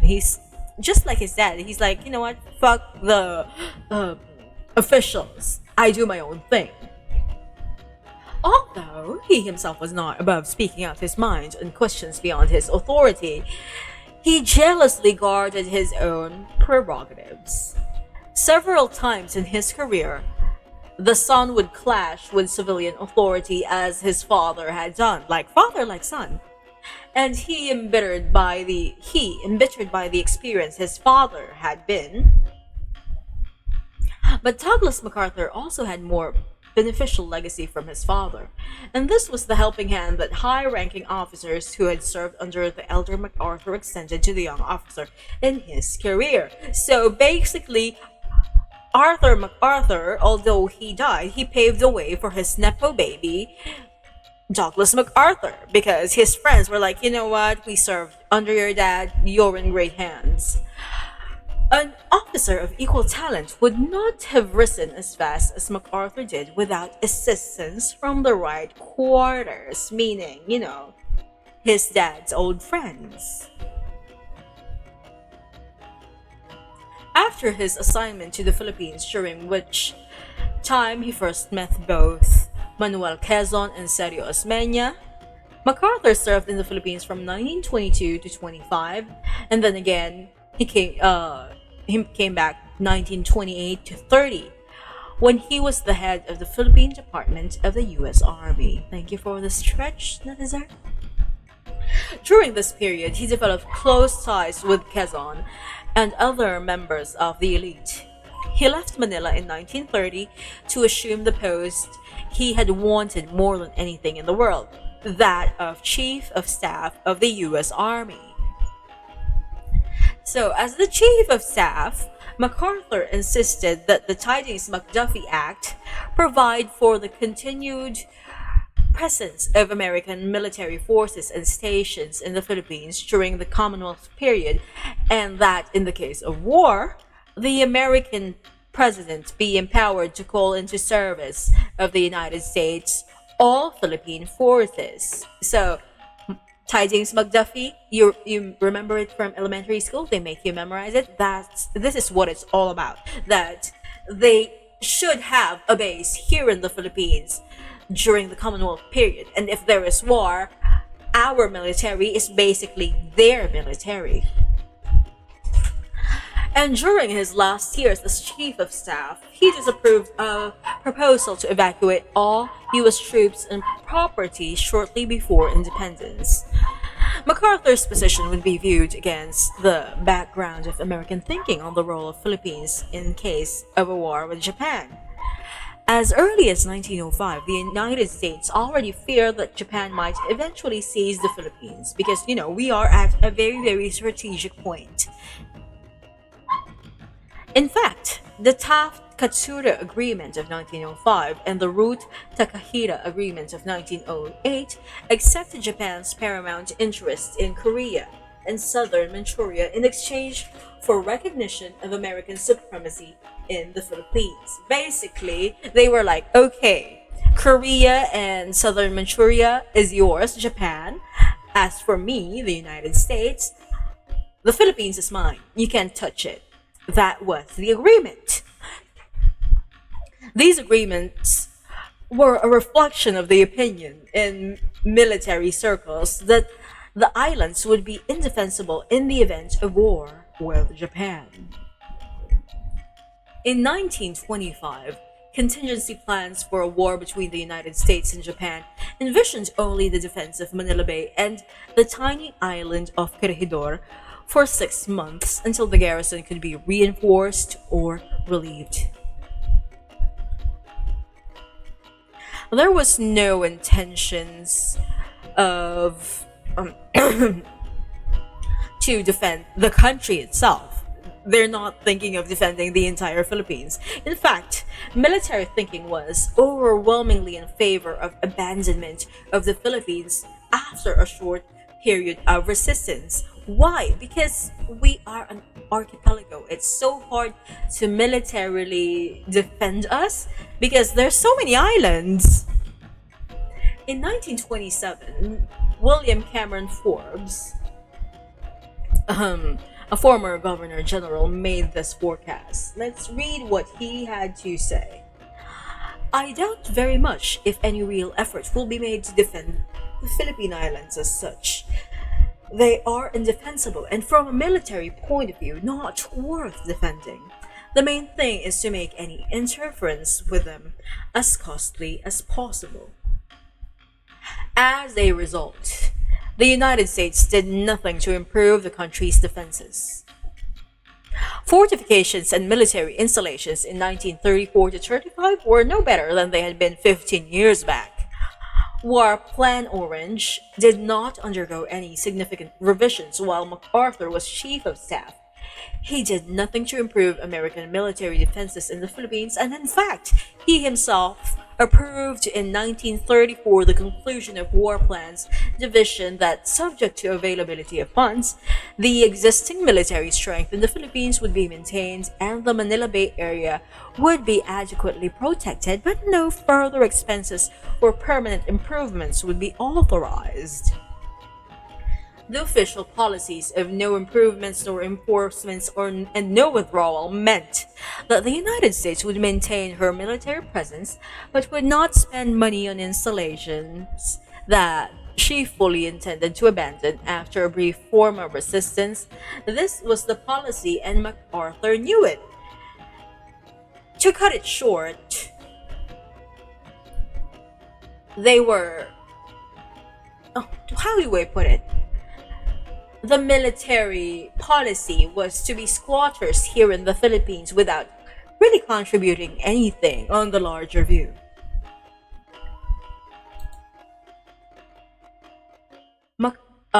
MacArthur's ambitions. Yet, when President Quezon asked MacArthur in Washington if he thought that the Philippines, once independent, could defend herself, MacArthur replied, I don't think that the Philippines can defend themselves. I know they can. We cannot just turn around and leave you alone. All these many years, we have helped you in education, sanitation, road building, and even in the practice of self-government. But we have done nothing in the way of preparing you to defend yourselves against a foreign foe. The implication was that if nothing had been done in the past, this would all change. One wonders whether MacArthur revealed to Quezon what the General Staff's War Plans Division in fact recommended a complete withdrawal of American forces prior to independence, and that he himself had not been able to do anything to strengthen American defenses in the Philippines. His confident statement ignored realities, but it was most encouraging to Quezon. MacArthur, then ending his term as the Chief of Staff, was interested in Quezon's proposal that he return to the Philippines to organize Philippine defenses, because he would miss being the Chief of Staff there. Why not be the same thing, but here in the Philippines? Quezon now urged the War Department to propose to Congress the inclusion of the Philippines among those countries to which the United States detailed military advisors. Quezon had MacArthur's active assistance in getting approval for his request.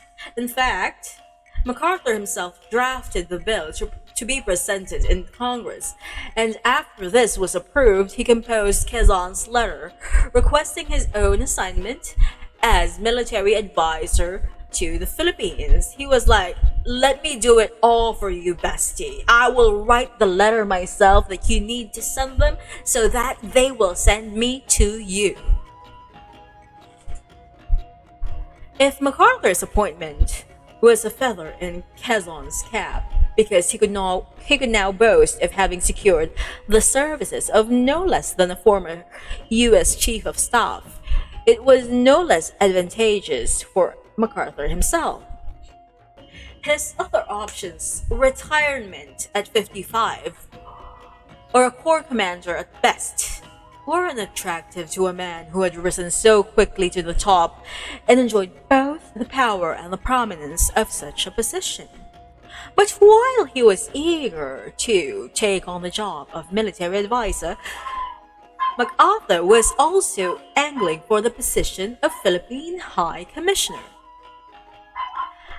Apparently, he wanted to be both High Commissioner and military advisor, and without losing his status as an officer on the active list of the army to boot.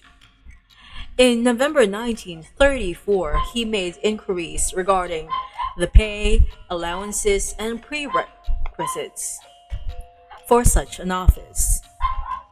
But answering Quezon's inquiries in June, MacArthur denied any interest in the office of High Commissioner, declaring in his usual high-flown rhetoric, "There is nothing that can tempt me from our agreement to forge for you a weapon which will spell the safety of your nation from brutal aggression until the end of time."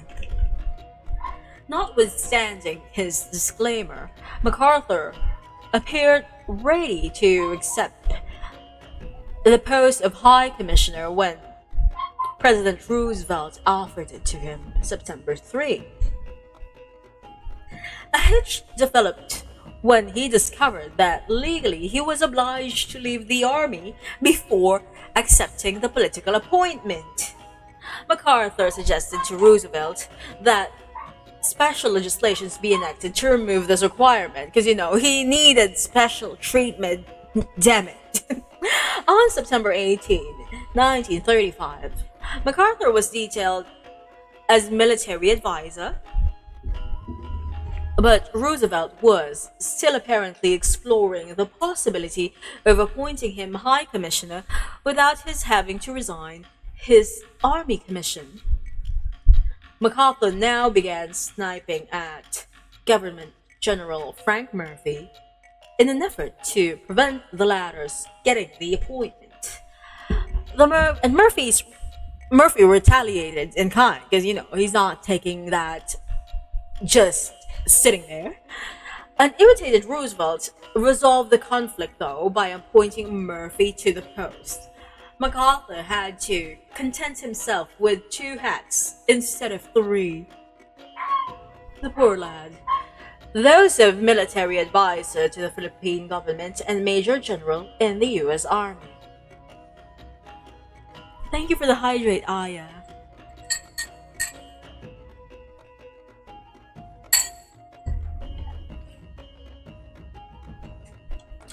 The position of military advisor was eminently satisfactory in several ways. MacArthur truly believed that his father had worked for the benefit of the Filipino people, and it pleased him to think that he would be continuing this service. The job suited his ego because after his tenure as chief of staff, he needed a new outlet for his energies and above all, a command that would give him importance, because what is a man to do at 55? Retire? No! He wanted more. Moreover, in his condescending way, he liked the Filipinos and thrived in their adulation because the Filipinos loved him, right? So, he was pretty fond of them in that way. The Field Marshal. To give the position of military advisor greater importance, MacArthur was accorded the title of Field Marshal. This was provided for in the National Defense Act passed by the Philippine National Assembly soon after the inauguration of the Philippine Commonwealth on November 15, 1935.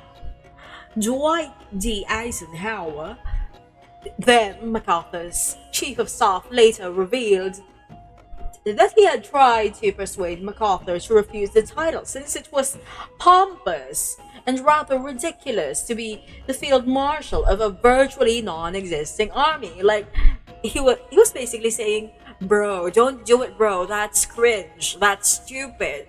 Why do you want that title? Why do you want to lead an army that's not even there in the first place? Eisenhower thought the whole thing had been Quezon's idea. It was only during the war, yes, when Quezon was in Washington, that Eisenhower found out the title of Field Marshal had been MacArthur's choice. So it wasn't that Kazon presented a cringe idea and MacArthur just chose it. No, MacArthur was cringe. The job was very lucrative though. MacArthur insisted that the Philippine government pay him no less than the salary of the Governor General. $18,000 per year plus another $15,000 as a yearly allowance. This was of course in addition to his army pay. That's a different thing. He also demanded the quarters comparable to those of the Governor General. And the Philippine government complied by transforming the huge penthouse in the Manila Hotel into sumptuous air-conditioned quarters for his use. To solve the bureaucratic problem of assigning the penthouse to MacArthur, he was appointed chairman of the board of the Manila Hotel Company. So, I cannot even keep track of the titles that this man is grabbing left and right. Incidentally, with his large salary and other, I can't read. MacArthur was reported to have made some profitable investments in mining stocks. Considering his connections with the highest officials in the government and with the wealthiest businessmen, it is quite probable that they gave him the opportunity to invest in his funds wisely. George Vargas, who was then the secretary to President Quezon, recalls that on the last banking day of December 1941, MacArthur reminded him that he, MacArthur, had not yet received his allowance for the year. He directed Vargas to invest the total amount of $35,000 due to him in Lepanto mining shares, and this was done. MacArthur's defense plan. MacArthur's defense plan called for a large reserve force of citizen soldiers to supplement a small professional army. All Filipino boys were required to undergo military training at the age of 20 to serve for 5.5 months in the Philippine Army. We don't really have this anymore. And thank you for following, Andres. Hi. Unlike War Plan Orange, MacArthur's plan envisioned the defense of the entire archipelago. Therefore, military units were to be stationed in all military districts. For his defense program, he asked for 16 million pesos a year for the next 10 years.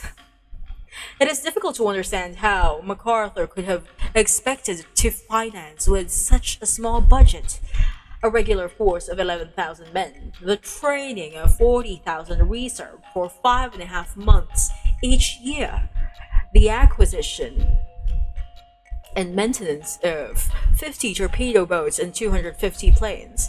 In addition, these funds were also supposed to take care of the construction and maintenance of a military academy, other service schools, and over 120 training camps.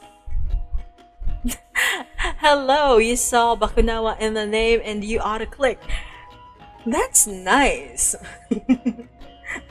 I'm glad that there are still people who know what a Bakunawa is. I'm one. Anyway, let's continue reading. After barely 6 months, MacArthur issued a progress report in which he made the extravagant claim that in the world today... Hold on, why am I not moving? Let's pause for a bit. What happened to my... Oh, there. Let me just... Ha! Okay, there we go. My camera moved away. Let's continue. In the world today, there is no other defensive system that provides an equal security at remotely comparable cost to the people maintaining it. He assured Quezon that when completed, the defense system will present to any potential invader such difficult problems as to give pause even to the most ruthless and powerful. This report was optimistic in the extreme, for, as Dwight D. Eisenhower revealed. Let's read what he said. Actually, we had barely gotten started, and there was no Philippine army to speak of. Few of the camps had been built, and the system of registering the Filipinos for training had barely begun functioning. In fact, it would still be a good 8 months before the first 20,000 youths were scheduled to report for training. Apparently, the report was nothing but a morale booster for the Filipinos, as well as an attempt to persuade the U.S. War Department to send MacArthur some surplus and obsolete equipment. So basically, they gathered all these 20,000 young men to report for training, but it was just for show, so that, the US might give us their hand-me-downs.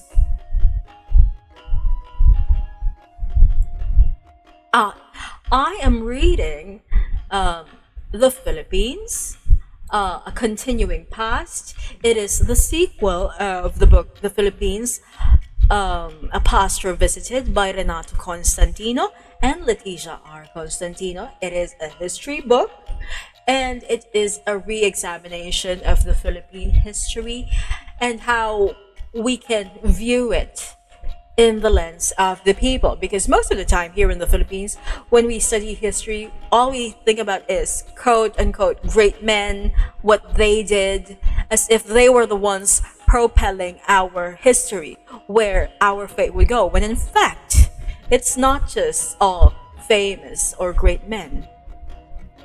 And yes, we are now at the part where we are discussing General MacArthur and generally how the setup is before World War II.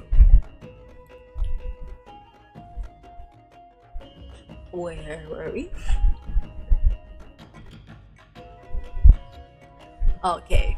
Neither the Chief of Staff nor the War Plans Division was convinced by this show, by them showing, oh, we have 20,000 youths here who are going to train, we're building an army. So they were like, nah, bro, we're not impressed. They were certain that MacArthur's plan, or any defense plan for that matter, would be wholly ineffective against Japan. Not only because the impossibility of stationing sufficient forces in each of the major islands, but also because the Philippines had no munitions industry and no navy. We've talked about this earlier. We had no industry at all. Where were we? Their view was that only the United States could undertake the island's defense, but as late as 1938, the Army members of the Joint Planning Committee were still for complete withdrawal in the event of war, because it would be very, very difficult to defend the Philippines.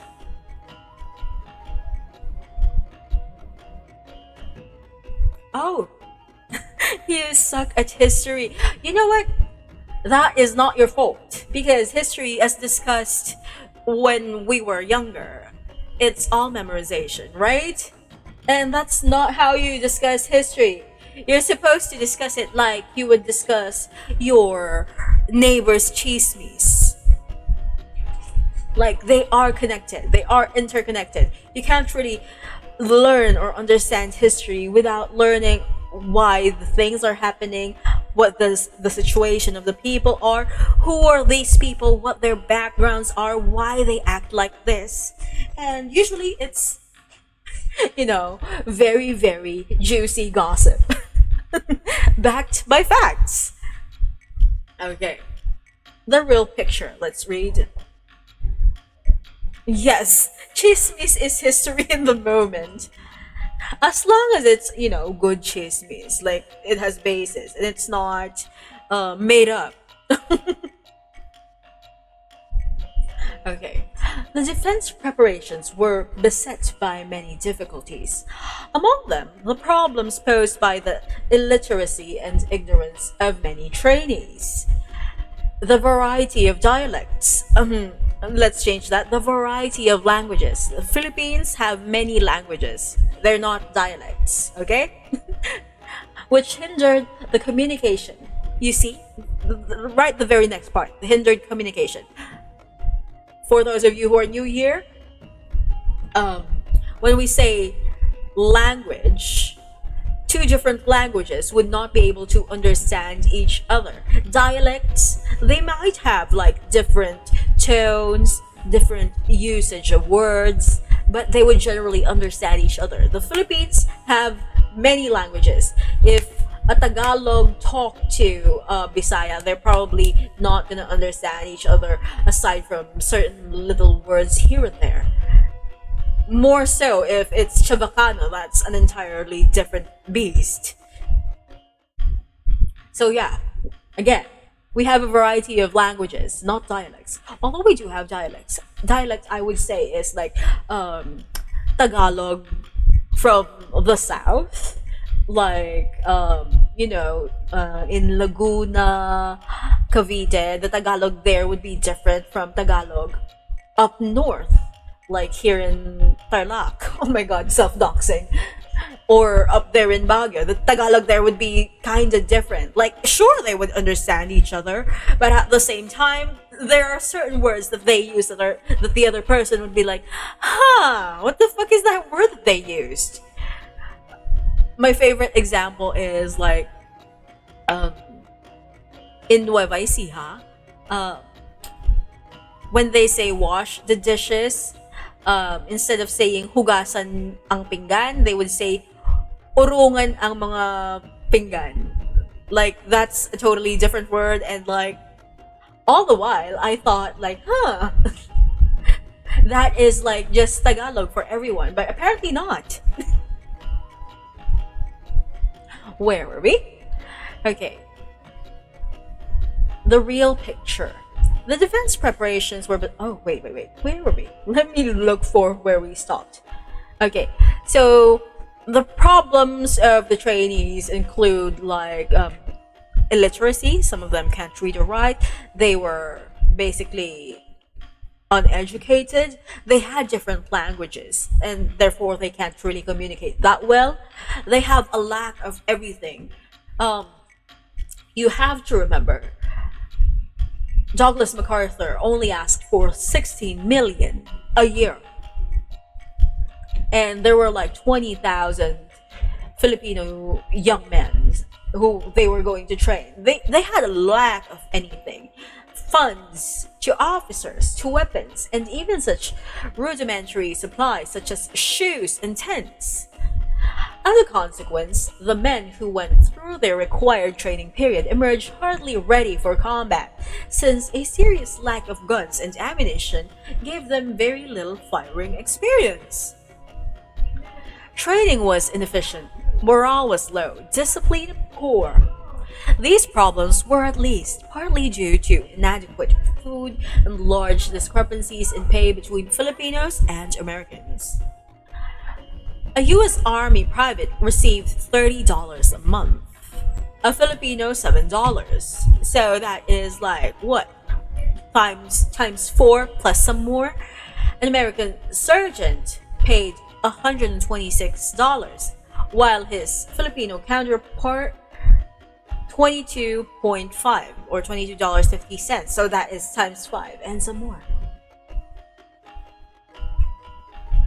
The Philippine Army's Chief of Staff received a salary equivalent to that of the new American colonel. Quezon's growing disillusionment with MacArthur and his defense program further aggravated the latter's difficulty, because at first he was like, yeah, let's do this.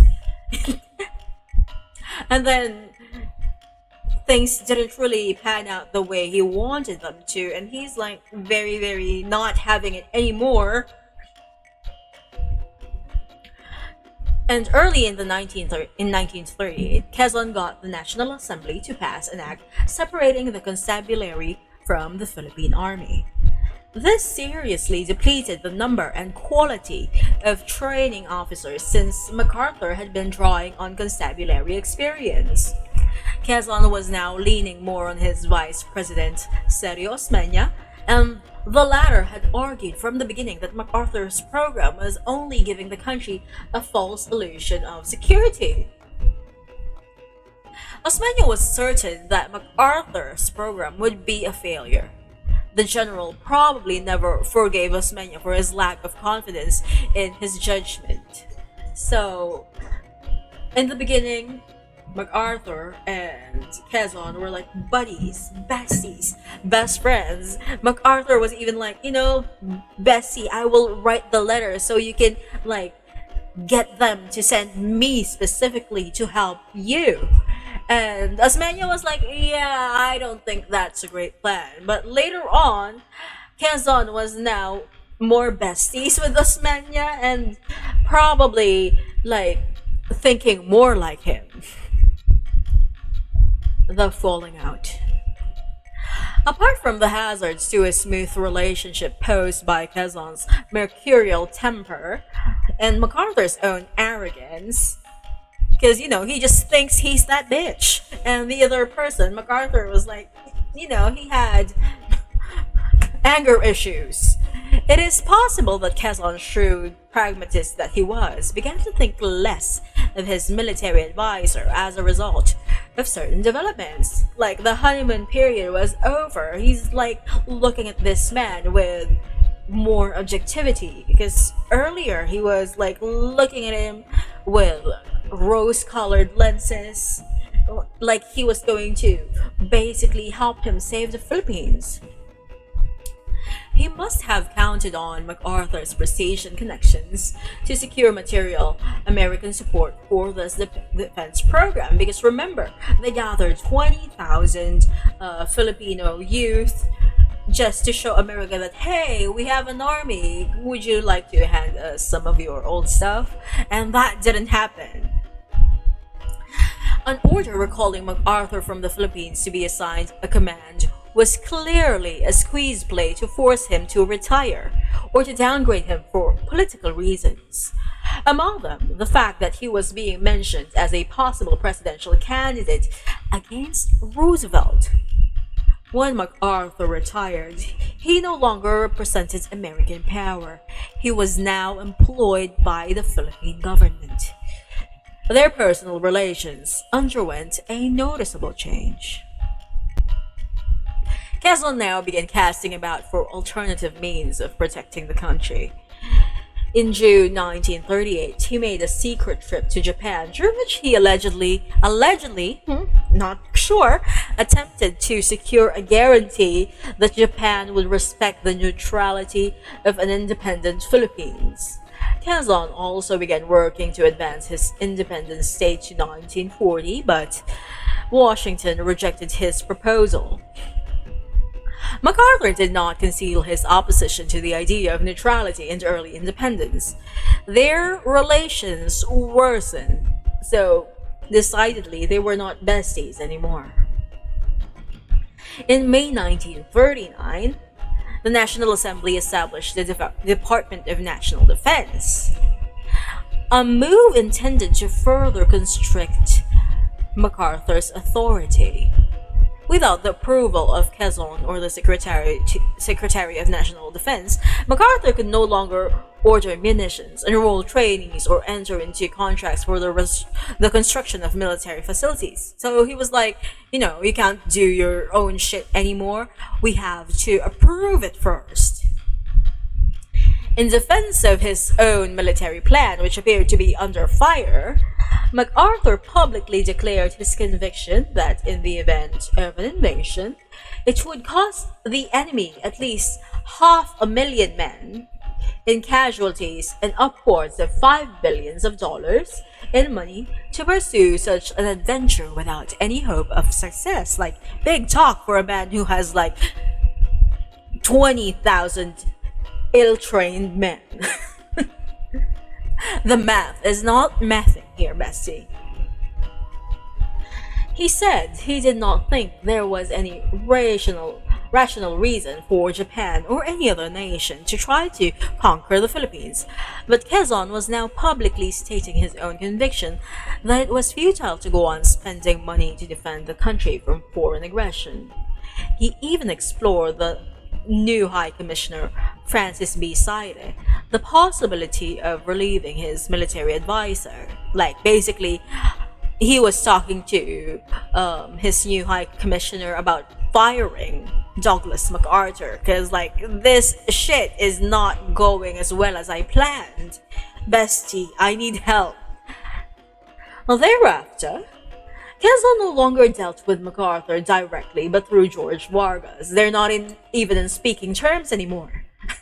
The presidential secretary. Quezon even revoked MacArthur's franking privilege in the name of retrenchment. The defense budget was cut back for 1940 and 1941, very crucial years. The 1941 budget provided that the number of trainees be cut in half, and military construction and armaments acquisitions disallowed. These developments were reflections of Quezon's dissatisfaction with the defense program and his deteriorating relations with MacArthur. But they were also dictated by the Philippine president's desire not to offend Japan, as well as his belief that anyhow the defense of the country was principally the responsibility of the United States. It's the US problem now, not ours. On August 1940, Quezon declared a limited state of national emergency and some months later created the Civilian Emergency Administration. In October, MacArthur expressed his concern that the United States still had no clear plans on the Philippines, and admitted that the country would have to rely on US reinforcements rather than on his own defense system. However, the United States was not even adequately supplying its own troops in the Philippines, let alone the Philippine Army. In fact, the Philippine Department commander complained that he had only enough ammunition for 3 or 4 days of fire per weapon. But by December 1940, there was a change of policy in Washington, and plans were made to beef up Philippine defenses. In April 1941, MacArthur wrote Roosevelt's secretary asking him to broach the president the idea of recalling him to active duty as head of a unified command in the Far East. On July 26, Roosevelt closed the Panama Canal to Japanese shipping and froze all Japanese assets in the United States. So this is the time where they're like, Japan, stop whatever you're doing right now, bestie. That shit is not cool. We're gonna freeze your assets. We're not gonna let you do trade if you keep on doing that shit. The following day, the president ordered the mobilization of the Philippine Army and its integration into the US Army. So before they were like, we're not even sending you our hand-me-downs, but now that Japan is a threat, they're like, come on, you're one of us, come here. He appointed MacArthur commander of the United States Armed Forces in the Far East, more commonly known as USAF. MacArthur received a new war plan, Rainbow 5, in October. He noted, with chagrin, that it contemplated a defense of only the entrances to Manila and Subic Bays. No reinforcements were to be sent, and consequent loss of the Philippines was implied. MacArthur protested, drew a glowing picture of the Philippine Armed Forces, and won over the Joint Army and Navy Board to his plan to defend the entire archipelago. So at first they were like, nah, we're not doing that. We're mostly doing Manila and Subic. That's it. But, MacArthur was able to persuade them The strength of the forces in the Philippines at that time was 25,550 regular officers and men, both American and Filipino, and 10 Filipino reserve divisions consisting of 76,000 men, or a total of 101,550. The forces appeared formidable, except that the reserve divisions, for the most part, only existed on paper. They're not real, they're imaginary, just like your boyfriend or girlfriend, imaginary. The country had held its national election in November 1941 as scheduled. President Quezon was re-elected for another term for 2 years. A new set of senators and congressmen, all belonging to the Nacionalista Party, also won office. I'm sorry, I had to point it out, besties. Now, two wings of the Nacionalista Party, the pros and the antis, had coalesced. They joined together, and the ruling party was again virtually without opposition, as it had been for the major part of its long existence. The victorious politicians were to be sworn in on December 30th. The Japanese invasion rudely shattered the Filipinos' safe colonial world. Not surprisingly, the majority reacted to the war as American wars, placing their hopes and their fate in the hands of the man of the hour, General Douglas MacArthur. Defeats would be transformed into illusions, abandonment would be rationalized, and sufferings would be counted as investments of future rewards. And yeah, basically that's our background on General Douglas MacArthur, who he was. Again, who was Douglas MacArthur? He was a Nepo baby of the military. His dad, Arthur MacArthur, was here. Arthur MacArthur hated the Filipinos, kinda. He was rude, he was a bitch. But yeah. He was a Nepo baby. His daddy was like a general here in the Philippines, sent by the United States. And then later on, he was also the general. He was helped by the friends of his dad who were still in the military after they died. Like, sure, maybe he's great, but he had a lot of help. And then later on, he became the chief of staff in the United States, and when he had to retire, he was like, oh no, I can't retire, I'm too hot for this shit. He was like, you know what, Quezon, let me in. Let me, give you a plan. Let's build an army here in the Philippines. I would train them. I would be so good. Give me 16 million pesos every year. I would build you an army. And then after that, he and Quezon had a falling out because the army thing, it wasn't going too well. And then, for some reason, he was able to convince the US Army to take in the Philippines because, the Japanese threat was coming near. Like, it was almost wartime. And then, that's where we are at now. For chapter 2, we will be continuing probably next week. Hold on, let me just get us to my just chatting screen. There we go. Yeah. So, yeah, that was the first chapter of the Philippines.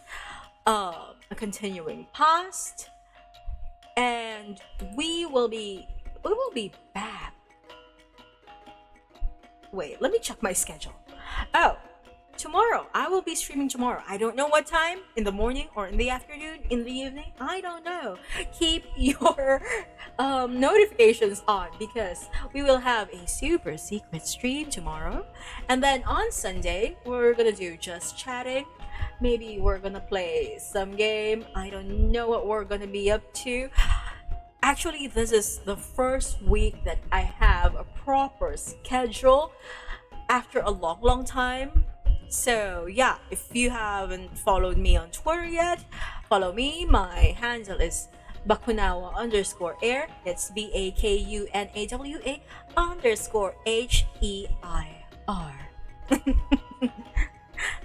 Thank you. I like my outfit too. I designed it myself.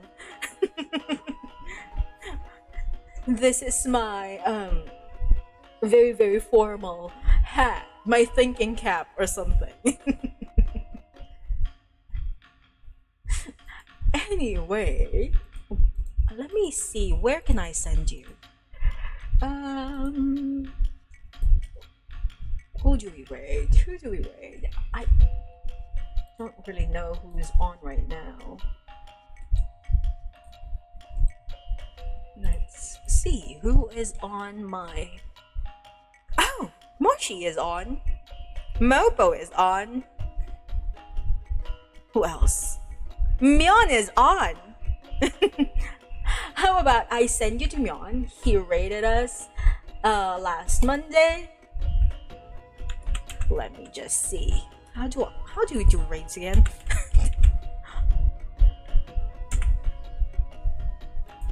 Okay, Myeon is playing Valorant.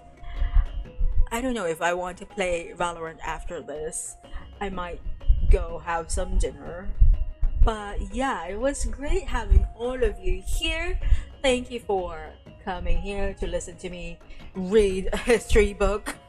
I know that this is such a weird stream for most of you, but yeah, I will be seeing you again on Friday. Let me send you off to Myeon. See you when I see you.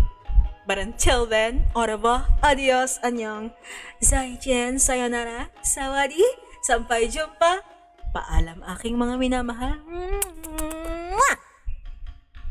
Baby, bye-bye.